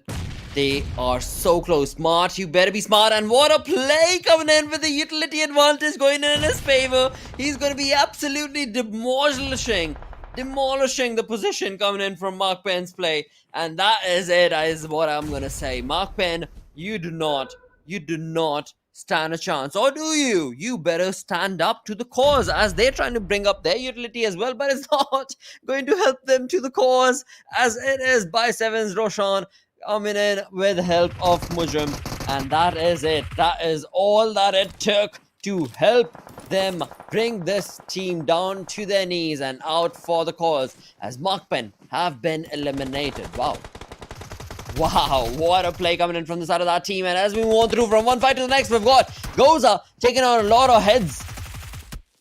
And it is thanks to Nepali boys. They are bringing in a lot of domination. But hey, viewers, keep in mind, we've got 3 teams that are going to be moving away from this entire lobby. From Nepal, from Pakistan, and other regions, and that is how it's going to be played out. So that's what we are looking at basically. For now, when it comes to the live ranking itself, we've got Equinox looking very comfortable with 113 points plus 4 based on the kill feed that we are provided with. So there's no... Wow, that was quick, but welcome back, Necro. But yeah, just talking about the way Equinox have been able to, accumulate those points, that has been quick as well. You've got 113 points, and even though they were dropped down low just a little bit, yeah, they were not happy with that. They just pushed on along to get the best for themselves, and in doing so, they have gotten... Ooh. For Nepali boys, I mean, just looking around. Doom Esports peppering shots in the front. Equinox could have been on the receiving end, but still, so far, Equinox, they've accumulated 5 elimination points. They're looking pretty phenomenal so far, pretty fantastic actually, with 113 overall points plus 5 elimination points at that end. How much is that? 8 points. So that means they're currently having 118 points on the overall rankings. Quite impressive. On the other hand, though, Doom, ESP, another one of those teams looking to get the grip back up on the game. DE Gangsters not having the game of their life, not having the day of their life, actually. Doom ESP slowly and steadily closing the distance on in, but it's still an uphill battle for them. Flames 1 having all odds stacked with them. While on the other hand, Doom Esports, the odds are stacked against them. For now, it definitely seems likely to be the case. We've got 8 teams remaining right here on the map of Sandhawk with 22 minutes in. This is going to be a crazy chaos that was, of course, ensued and, of course, anticipated from the side. But which team are we looking at that'll be able to get that chicken dinner? For now, Flames 1, even though they're just down to a 2-man army with Goku going down, they are not wanting to drop down to their knees without getting those elimination points. And 2 elimination points is what they get out of that fight. Yeah, I mean, okay.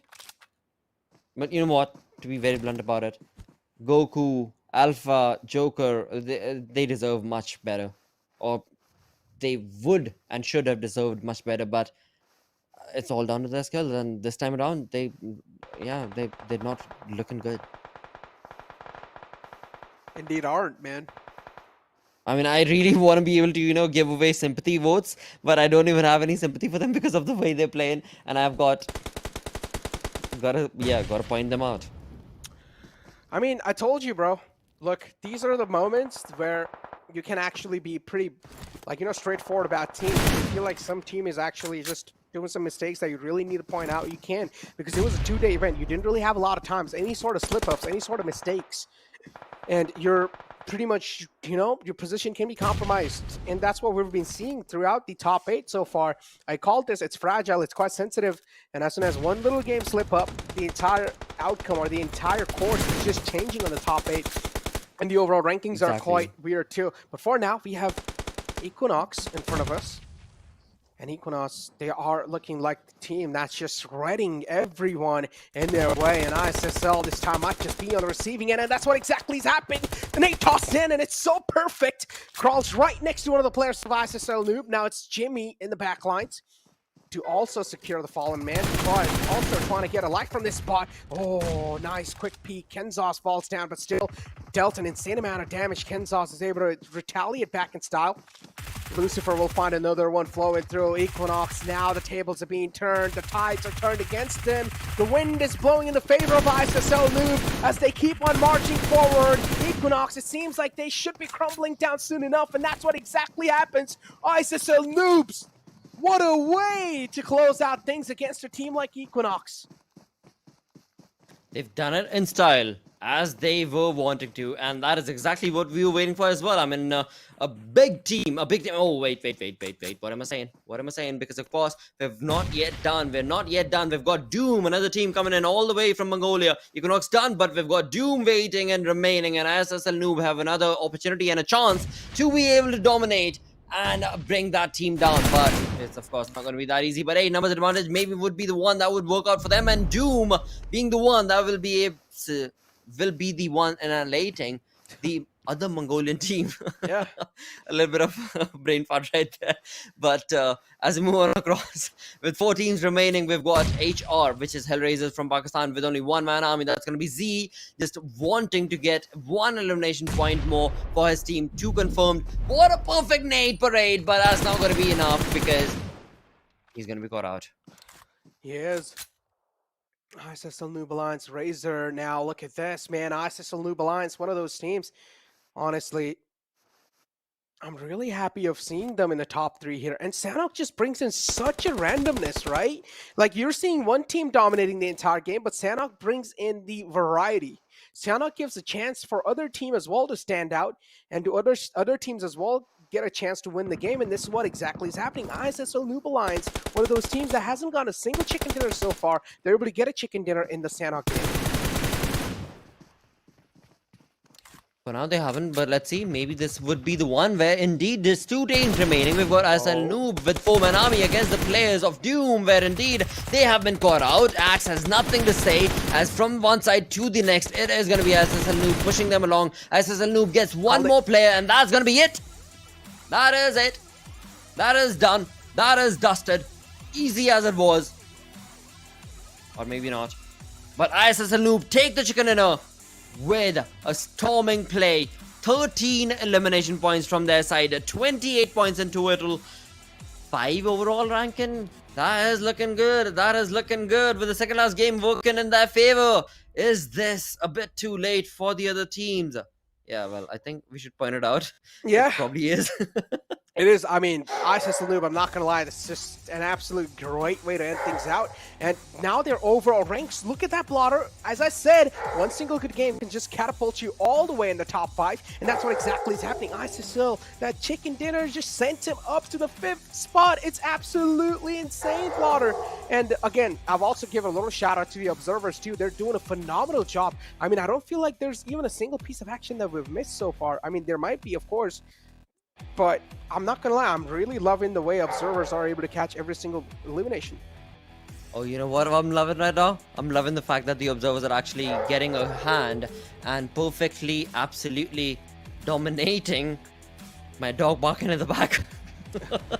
Even he's appreciating the observers, man. He's really happy about this. ISSL Noob, what have you done? That was not anticipated. He's freaking out. He's freaking out. Annihilating play. The dog was freaking out.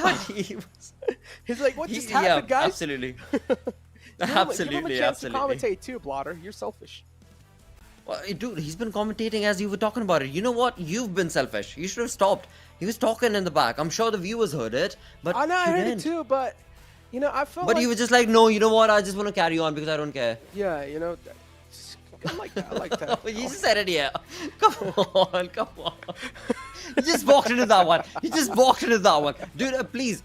Viewers, please keep that in mind. I'm a very nice person, all right? I'm a very nice person. That's cap. I call caps on that. I call cap. But moving on away towards a person that is not nice is going to be the MVP of the lobby, where indeed he does not need to be nice because that's how you get the most valuable player. That's going to be none other than Jimmy, joining in from the side of ISSL Noob Alliance with 5 elimination points, all to his lonesome, all by himself, of course, with 25 minutes of survival time. That is GG play. Yeah, exactly. I mean, Jimmy just doing so good. And the conversion rate right there, 5 knocks and 5 elim, the conversion is so perfect. 100% conversion rate, pretty much. If there was a stat for conversion rate, I would just give it 100% because perfectly played from that man.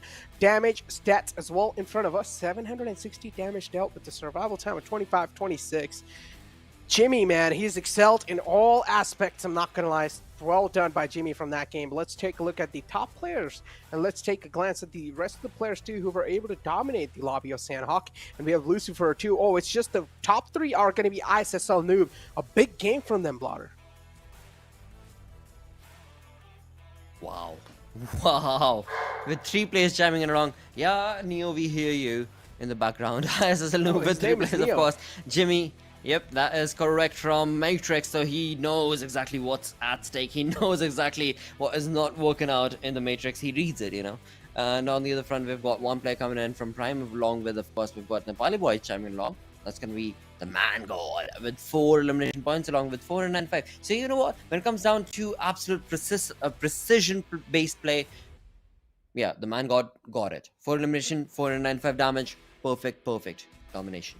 Perfect domination indeed. And man, let's move on over to the match rankings, Blotter, because that previous game, as I said, Sanhok is a game that gives other teams a chance too to get a chicken dinner. It brings in a lot of variety, and that's what I like. ISSL Noob finally able to sneak in a chicken dinner and also catapult themselves all the way in the 5th spot. Now all they need to do is a good performance, is a consistent performance, even in the last game, to keep that spot nailed down.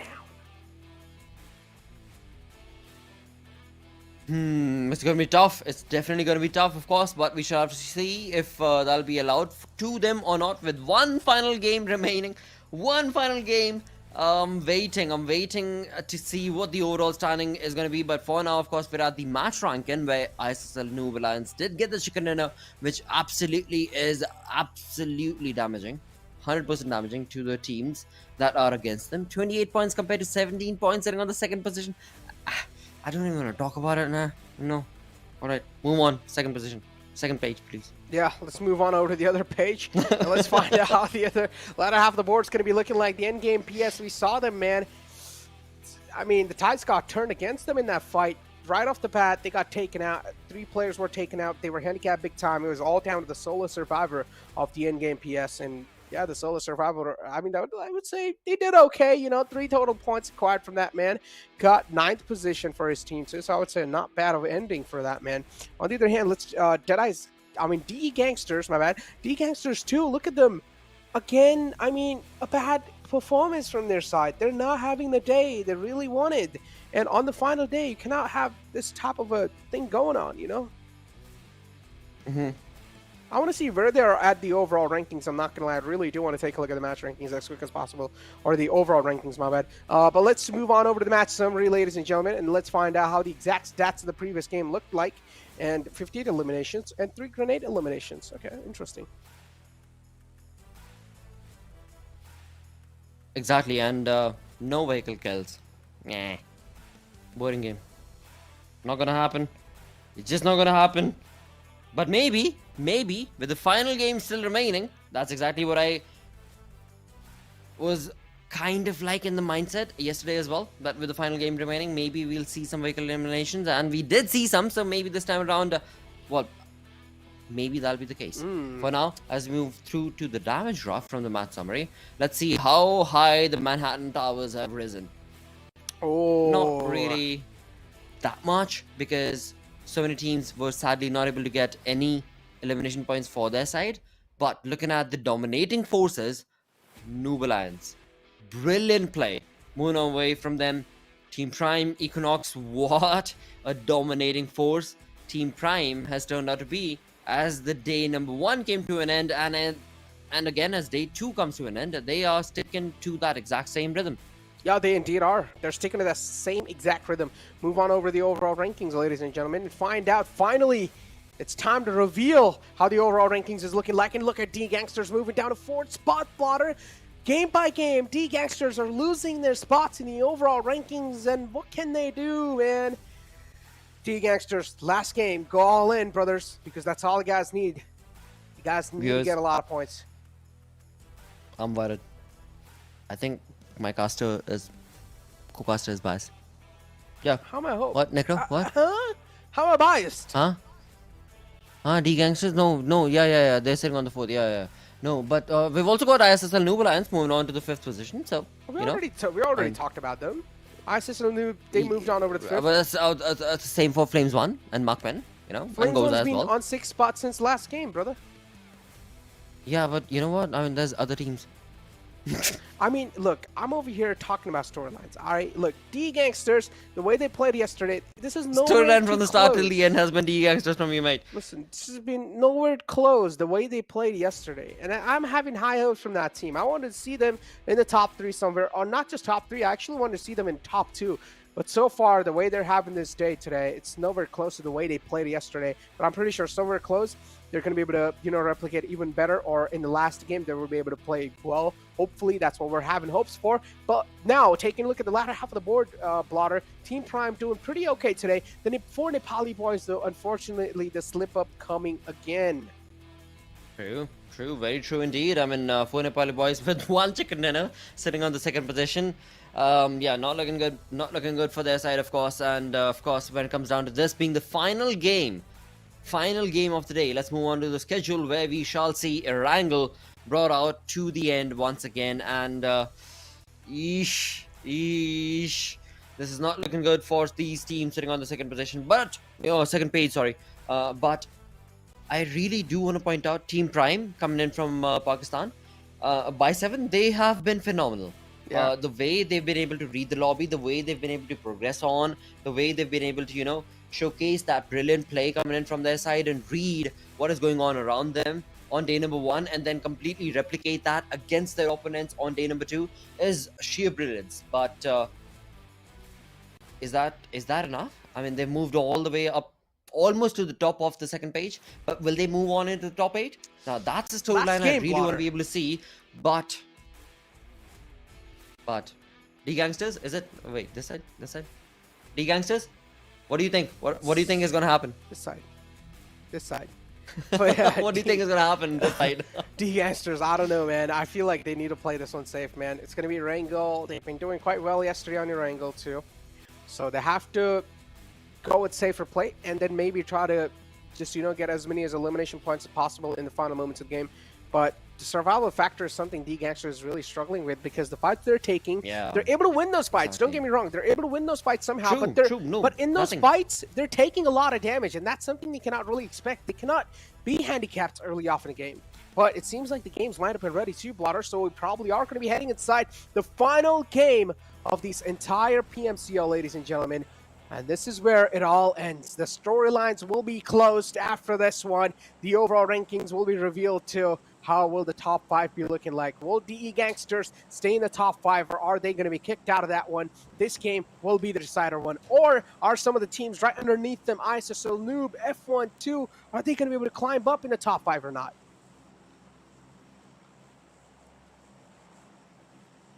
Let's find out. Let's definitely find out if this is going to be the one. If this is going to be the one for the comeback story, or if this turns out to be a stalemate opportunity where you thought you could have made it, but yeah, it did not work out. But you know what? There's still an opportunity. And so that is what we are going to be looking forward to. And which team is going to be able to convert that opportunity into a perfect chicken dinner night. And now, as we move across this final game, the final game of the entire PMCO of South Asia region 2022 is looking phenomenal.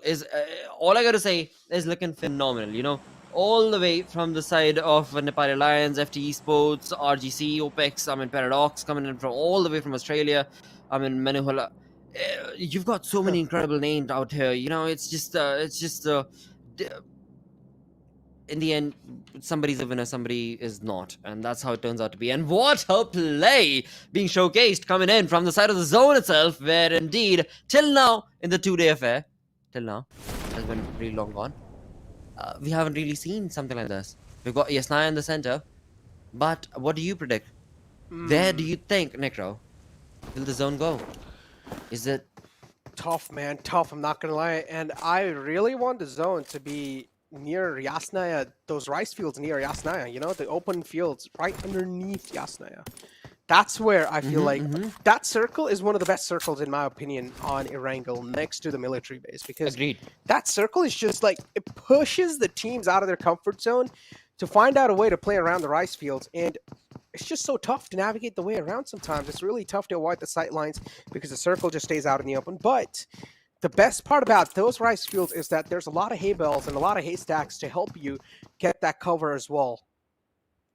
And it all comes down to that gunpowder. It all comes down to that individual aim mechanics, how good a player is when it comes to that firepower aspect.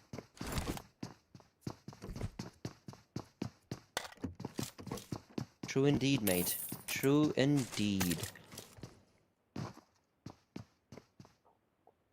For now, we're hearing a lot of footsteps as the teams try and get those loots sorted for themselves.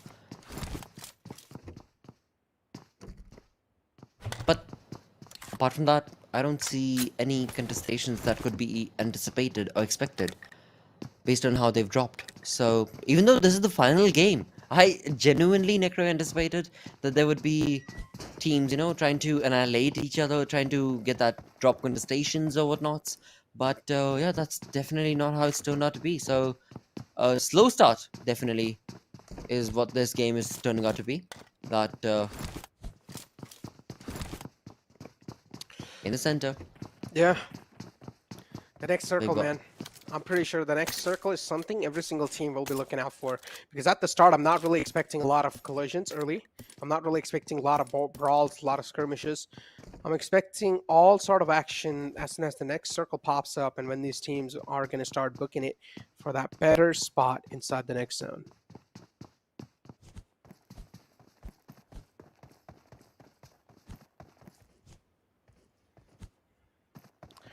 For now, though, Equinox, I mean, doing really good. Currently, the Kings as well of this entire lobby holding the throne in their spot or holding the throne in their hands all the way on top of the overall rankings in the first spot. Looking really good. Grim, though, Overwatch on top of the players of Roar. A lot of information indeed to be gathered. Look at Bloodshot out in the open, moving around, but I don't think so Grim have any clear line of sight on that player. If they do want to get a clear line of sight, though, doing so, they can as well just reveal themselves. they can, of course, but roar soldiers, you need to buck up, mate. I'm sure you had a valiant effort, but this is just not it. Serizawa coming in from Crows. Zero. Not looking too good for you as well, mate, as you try and bust out of that opportunity. Grim is right above you, and they have no idea, That's the evil part about all this. They have no idea. They let Serizawa go because he's from Crow Zero. Apart from that, yeah, they are going to be absolutely hunkered down, and Grim, they are playing at Grim to perfection based on their name. Indeed are. Lucas Rocks, spots out. The player, 2 shots connected. Player's taken down to half HP. Knows now Bloodshot should stay in his limits and not peek out like that again. Mr. Savage was knocked out, but the res is instantly there. So Roar, for now, they're looking okay. But Grim, with this high ground, man, they're just in such an advantageous spot. They are. They're trying to capitalize it as well. I mean, they definitely are, but it seems like they've given away the advantage, and now it's going to be all down to the soldiers, and they are going to deliver. Mr. Savage bringing up an absolute savagery against the players, but he's a bit too late for that savage play, as he's all by his lonesome, and Sandesh drops in and brings in all of those elimination points for his team. In doing so, he's going to be able to get some perfect plays. But hey, in the back, we've got Weck taking care of the end. The sixth block of force coming in from Weck as he does. This is going to be almost annihilation for the side of the soldiers, the Roar soldiers. Not having a good start, not having a good day, not having a good 2 days, in fact, is what I would say. Yesterday, they were still kind of holding on, but today, they've completely lost their pace. Today, they've absolutely not been able to showcase what they bring. And in the end, that's what it has turned out to be for their side. But hey, you gotta keep in mind, there's still 1 player remaining from their side. Grim, though, I mean, able to do pretty good. Yeah, as you said, still that 1 player remaining who was separated out from the pack. And as I said, I mean, Grim's not a team that is really scared of taking fights, dude. They have been taking fights, but the problem is, again, the same problem that D Gangsters is having. They take a lot of casualties in that fight, and that's something they cannot really afford. If you do take casualties in every single fight and you're not really able to come up with a flawless execution against the team you want to go up against, then you might have to reconsider off challenging a fight and try to get a little bit more mature approach in the game. On the other hand, though, we have Noob Esports. I would say doing okay-ish, not bad. Some games doing okay, some games doing good, some games are slipping by. But Noob Esports, all they need to do is just stay in that top 5.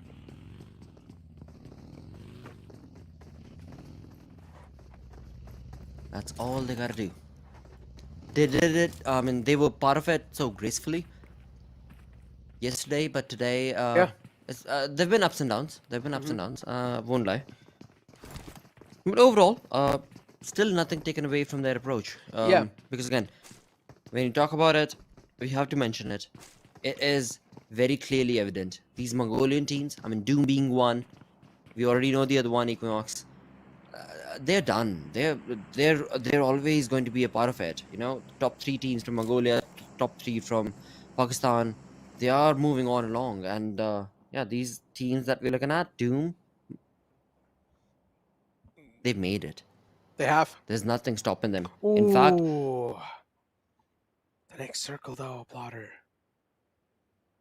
Instantly just shifting a little bit down south.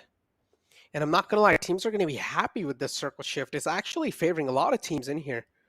I wanted it to shift somewhere on the right side, but we're probably going to be set up for a standard ending, I guess. But if it still ends near school and apartments area, huge fan of that circle too.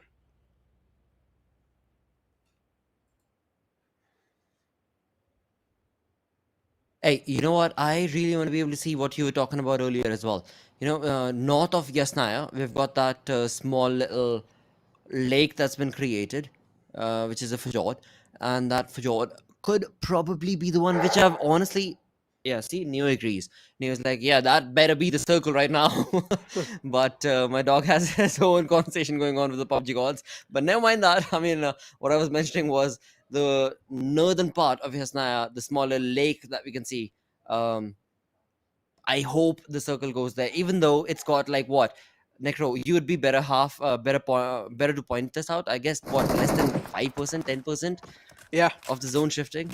But I really want to be able to see that sort of a zone. That would be brilliant. Oh, that Because nobody would anticipate.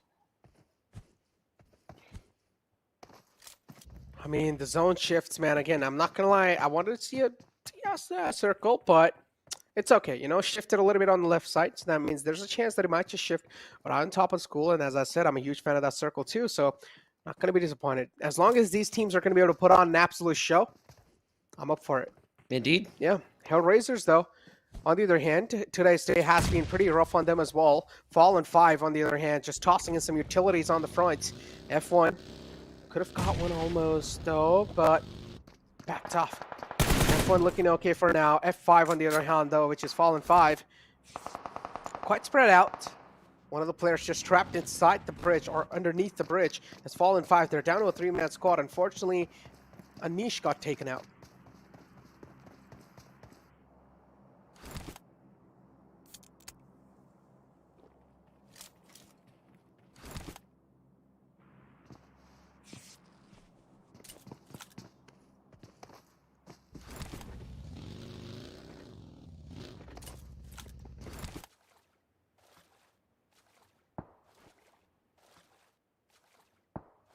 Fallen 5. Just swimming around the water. At this point in time, teams don't exactly know how much teams are around them or how many teams are around them. Rather, MAKPEN, one of the players, got spotted out. Nice shots from Pirate Chipped out a bit of damage. Brooklyn doing something, just proned out inside the house. Scouting the areas out too. As I said, every single team now, again, they're going to wait for the next crucial hit from the circle. Where is it going to be shifting towards? Because usually we know this has to be a hard shift somewhere. If this actually centers on up, teams will be quite happy. Oh no, yep, this is a hard shift. Pretty much down south, a little bit tilted on the right side. We might just see a Yasnaya open field circle again if the next circle just shifts up north a bit. Oh, that would be perfect. That would be perfect. That's exactly the position that we want to be able to see these teams in, which is no cover, nowhere to dock, nowhere to be able to duck. Absolute domination being showcased as to what team has the better skill to be able to get the better half of those sort of fights. And that is exactly what the circle is hopefully being predicted from your side as well. And that's going to be the open zone. But again, we're still a few months away from confirming that as of now. And looking at what we've got on our screens as of now, well, it's looking comfortable. It's looking comfortable for a lot of these teams, but just for a minute, because the next 60 seconds, these teams are making those rotations, as we can clearly see. And as soon as these rotations are made, or are being tried to make, to be made, we are looking at these sort of contestations, and that's exactly what we've got coming in from Team Prime. What has happened to Team Prime, by the way? By 7, they jump in, they rescue to the cause, and just like that, they annihilate the entire squad. Okay, so that happened. Wow, what was that, Prime? It's like you blink it and you miss it. That's pretty much the Exactly. example of that. Fallen 5 though. Spicer. A lot of shots taken in the front. The spray's not really finding, but it's more kind of like a suppressive fire. Brooklyn in the back to provide the cover fire, while Spicer is closing or getting real up close and personal. MAKPEN, though, I like the repositioning from their side instantly. They have one of the players on the top, on the rooftop, making sure he's also getting a lot of info. And yes, Brooklyn was prone out in the open. And the man on the top was being the overwatch. Valeska will spot him out as MAKPEN. Now they're deciding to reposition themselves even better. They're in a state of discomfort indeed. They're quite unsettled, but on the other hand, I mean, Fallen 5, they're just down to the last glimmer of hope up, and he's also given his position away. Not looking good. Not looking good at all. MAKPEN, I mean, they have definitely understood how the lobby's playing. They've definitely understood what the teams are going to be approaching when it comes to the fight, and they have pushed on to the entire squad. In doing so, Fallen 5, they have lost to the cause with just Nade Parade against the final player. That is going to be it. And the two elimination points confirmed for the side of MAKPEN, but the entire squad of this team has been annihilated. And look at that on the kill feed. We've got the end game still pushing on along, still trying to make some numbers for their side. We've got none other than Brilliance in their crosshairs, but that was just a knock. An elimination point has not yet been confirmed, viewers, so don't get too excited. In fact, the viewers that are excited for Team Prime, you best be careful. We've got MAKPEN right around them. I'm calling you out. Who is a fan of Team Prime? Right now, in the chat, type Prime. And Necro will answer. Oh, man. I mean, Team Prime, I'm not going to lie, it seems like the stars have aligned for them in this game, but maybe I'm just too early to say. Maybe I'm just too early to say because they still need to breach inside the next zone, and I'm pretty sure at this point in time the good spots should have already been acquired, but oh no, Flames won! The player's isolated all by himself. Goku in 1-on-3 situation, but not anymore. Panda, oh, we'll take him out easily. Well, it seems like Flames won, man. You guys should have been quickly. You guys should have been a little bit quick to capitalize on that compound, but a little too late doing so. Oh, Team Prime, you've missed the prime spot. You've missed that prime spot indeed. This team, they have been so phenomenal on day number 2. Honestly, talking about consistency and the way they're approaching fights and the way they're able to just be so synergistic, everything working out in this team's favor. But yet again, I do believe it is a bit too late. On the other front, we've got Grim Gaming. That was a part of the kill feed a few minutes ago. This team is making numbers. Look at those 5 elimination points working for their side. And in the kill feed, along with the, of course, map feed, we can see that this team is all over the place. This team is in a 2-man split, taking on fights with 3 different teams all by their own. Exactly. Team end game, yes. They're just firing shots, tracking the vehicles in the front while they're moving, but on the other hand, Brilliance, moving really close. Nate's tossed in quite close to the team end game. PS as well, team end game, as we do know, this game needs to end at least on a decent note for them. As we have Sakuragi still moving around, trying to dodge those nades as much as possible. Finally, will disengage from this one. This team in game, the rest of the team is in the back trying to provide that cover fire. Brilliance finding some nice cheeky angles through the smoke.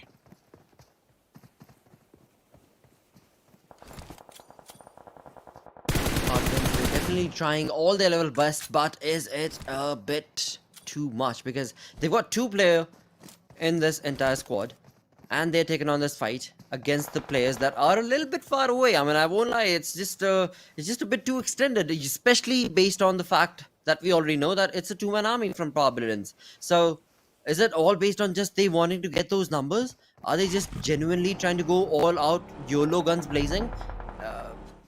what exactly is the strategy right here? One of the players has already left and gone into the blue zone. I mean, yeah, it's all sorts of chaos coming in from the side of approach that is being showcased from Brilliance. On the other front, for the side of team end, I'm sure they're questioning exactly that. What is going on with this team? Rex and RC on the other hand too. Amare knocked out. Sushti still there. Hazen as well, moving around here and there. Want to get the rest on the fallen man though. Amare should be back upon his feet soon. Rex and RC jumping around here and there. Spots out Equinox in the front. But Equinox is not a team that you want to be a target of. I'm telling you right now. And they won't be scared, or they aren't scared to breach through your defense that you're trying to hold them off at bay. Amare spots him out, but oh, the return fire is even stronger from Doc. The Mini 14 reply is even stronger. And D Gangsters too replying even farther this time on the back lines, as D Gangsters did realize there's a fight going on, and this is right moment to strike to third party Rex and RC this time. And Hazen, look at them, returning the favors to D Gangsters, but that's not going to be enough. Just chipped out a lot of damage.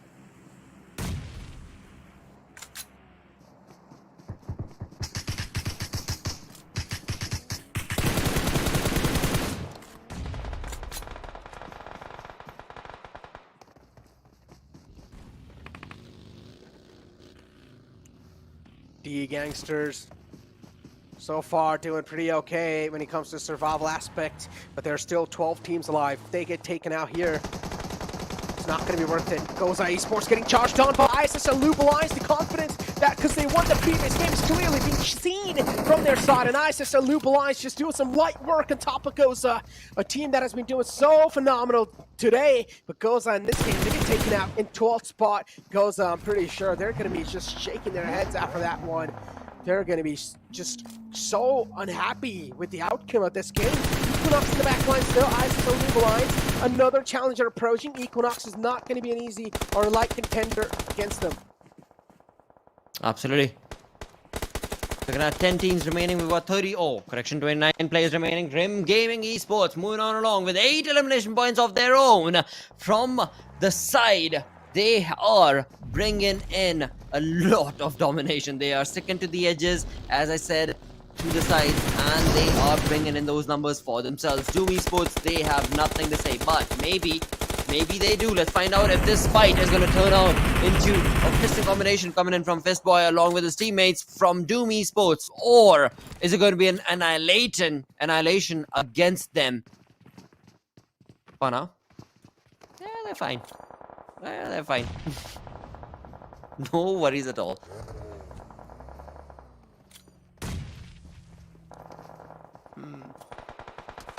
Equinox though, just looking around still. They need to get a better spot inside the zone. Currently just in the outskirts, or just in the edge, I would say. Getting shot at by a lot of teams here. Equinox, they're quite exposed. I mean, at this point in time, I would just say every single team is exposed, but ISSL Noob Alliance is definitely looking the most confident in this zone. We talked about the stars being aligned. ISSL Noob Alliance as well. They have the stars aligned in this game as well, and they can try to convert this game into a nice win. And unfortunately, the circle actually being the enemy of Equinox shifts away from them, way too far away. That means Equinox will now need to travel out in the open. They will have to find some insane knockouts in the team in the front to even make that rotation blotter. It seems likely to be the case, and 17 remaining. Equinox have exactly the information, even through the smoke. I mean, even before they jumped in to this point to get that smoke for their cover, they knew exactly where their opponents were. That is what segregates a really good team from an ordinary one. And I'm not saying any team is ordinary. I mean, again, Equinox, they are just proving their sheer brilliance with the information and the ordinary cues that they've got. A perfectly set up nade, bringing down 2 players, my correction, 3, and this is the opening. Well, again, they already had planned. Look at that perfectly set up nade once again as they jump into those buggies to get away from that position, to get into the comfort of the zone. As they do so, they leave the Gangsters out in the open with the smoke working for themselves. But for how long is it going to be on the other front? We've got this perfect fight from MAKPEN's side. as they take on the players of ISSL. Razor, the man who is standing true and tall, and with that Jimmy's help, he's going to be able to absolutely eliminate MAKPEN. 6 teams remaining in this lobby. ISSL Noob, what are they on? This Noob Alliance has worked out in this favor on day number 2 as they completely obliterate their opponents one by the next. Oh, Razor, I mean, there's a little bit of team blow-up with the utility right there. ISSL Noob Alliance now, it seems like they're cracking under a lot of pressure. They unfortunately blew up their own teammate. DE Gangsters getting eliminated at 5th position, an on-v1 elimination point, another bad game underneath their belt water. This is something they really didn't want it. I do want to find out, have they found themselves still in the top 5 or not, or have they moved out yet? Team Prime, though, doing really good in this game so far. Nepali boys looking to spoil the game of Doom Esports. Is that going to be a possible scenario or not? But unfortunately, ManGod is taking a bit too damage from the wall of death, and he will fall down as well for Nepali boys. Not able to stay alive for longer. Numbers advantage though. Numbers advantage is what this has turned out to be. Top 3 teams remaining right here. We've got Team Prime by 7 looking very comfortable with all 4 players still surviving and standing. And they're looking at information and they're dropping down players like flies. Doom Esports goes down. As they do so, this is the opening that Team Prime were hopefully waiting for, as this is when they have the opportunity to rise up, to raise up the glasses to the cause as they get the chicken dinner, but not long before Doom Esports have something to say to all of that, as Fistboy jumps in with a fisting blow, and he will be able to dominate against the force of Team Prime for now. But you know what? The X factor in all this? There's still that 3rd team, and that's only one-man army. So yeah, it's like easy. All right, you guys have that fight. I'm gonna chill around, and I'm gonna be able to get those elimination points as well as those placement points. Team Prime in a really prime spot so far. A nice spread to work it out as well in the controlling spot of the entire zone. Team Prime, they have sight lines all across the zone, man. And it seems like they're not going to let anyone breach in unless if they're trying to take a sneaky approach. One of the players from Doom spotted out. That's an easy knockout for Mujrim. Shouldn't be that tough. Player knocked out. Team Prime, it seems like this has to be their game. Another one's following it up. A nice nade from the side of Smart will take out 2 of the players. And Doom, you blink it and you miss it. But Doom, they've had a blast of a game in this one as well. 11 elimination points wrapped up. ISSL line. A nice game. A game for them. And Mamasa seems like he's just going to straight up give up. He knows it's a done game for him. It's a 1-on-4 situation with no sort of a cover to play around with. And he will just step out in the blue to get that confirmation, but unfortunately he wasn't able to roll it through. Team Prime, a great chicken dinner, and the final game of the entire PMCO blotter.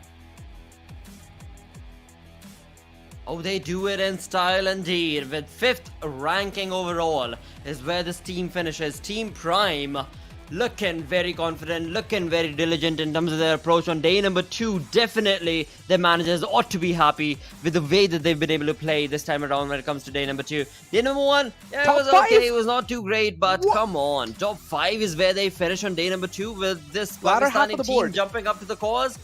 Exactly right. This is the sheer brilliance being showcased, as well as also looking at what the opponents are doing. And the opponents, well, they were read out, and Team Prime, they used that to their advantage.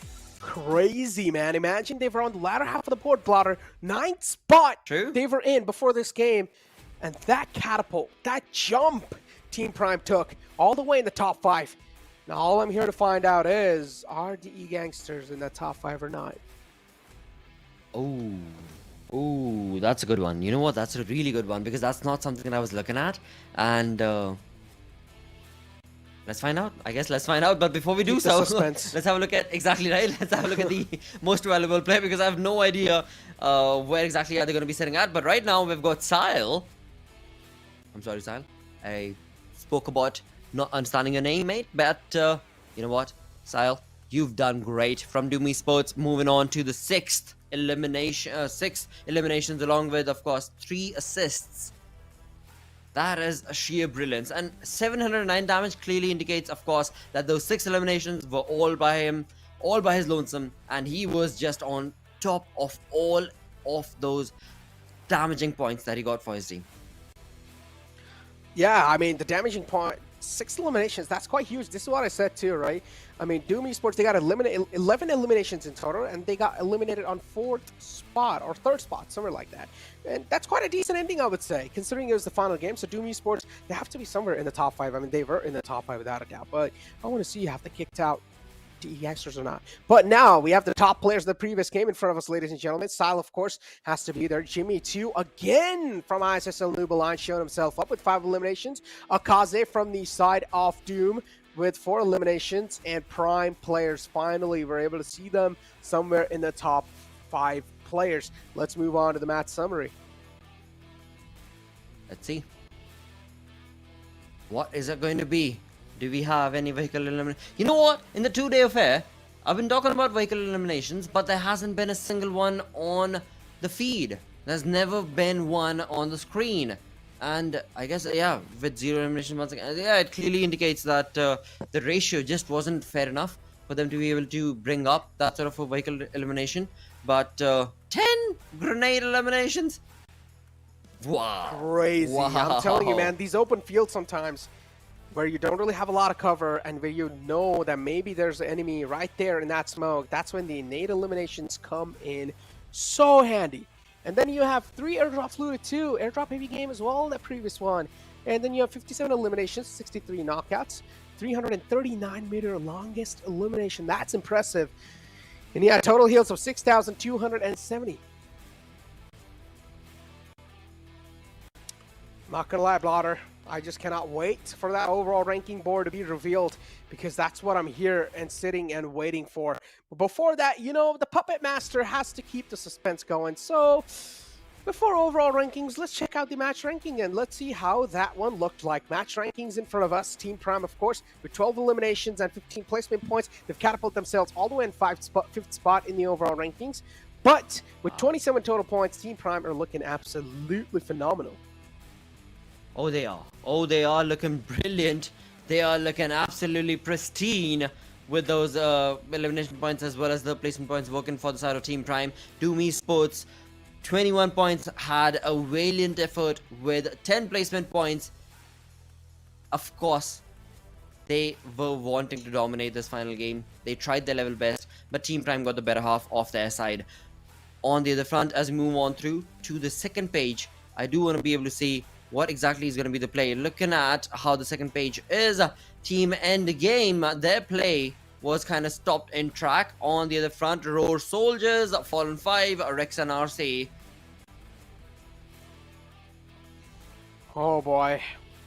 Oh boy, Rex and RC, man, I'm telling you, they got picked off from all the different angles.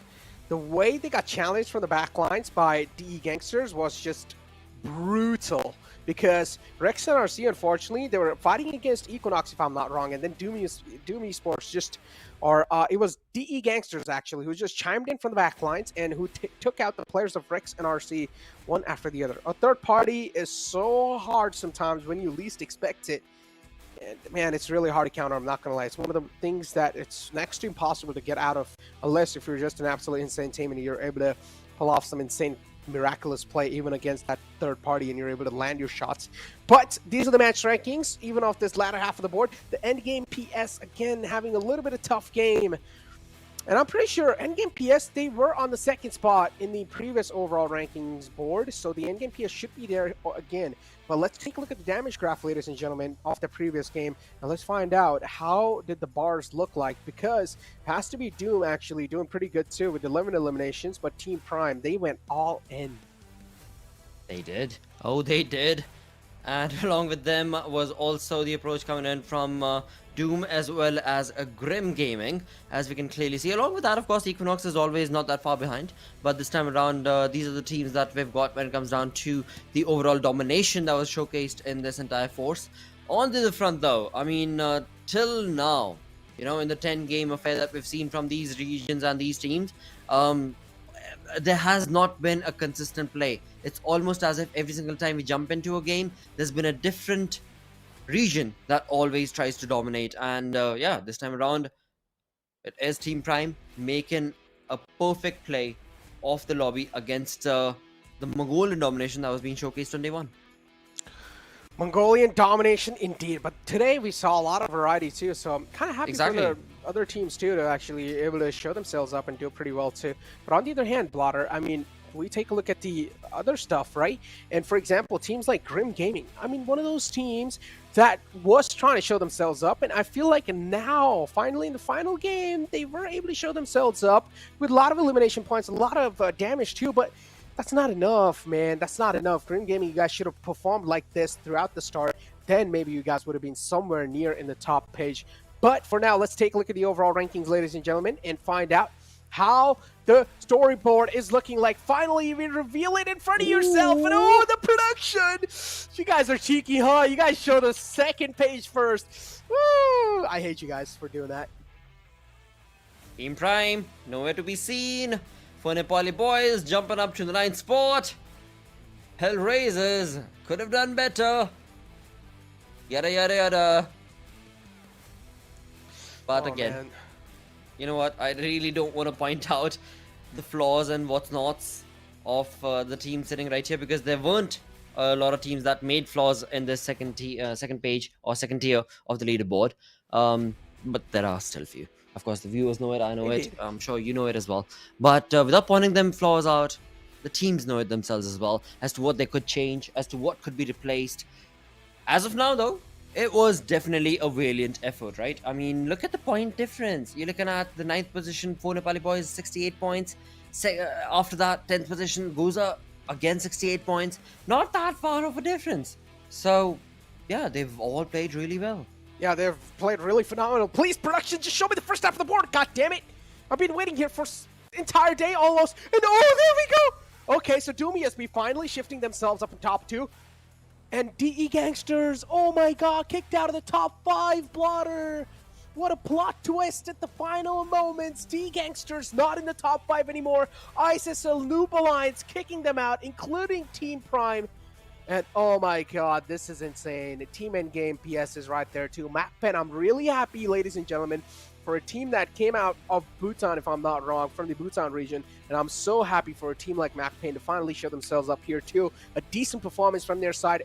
Props to MAKPEN, but god damn, these overall rankings, oh boy, did not expect D Gangsters to just be kicked all the way out of that top 5 right there, Blotter. That's something I'm really surprised by, but that jump from Team Prime, 4 spots jump, insane, insanity.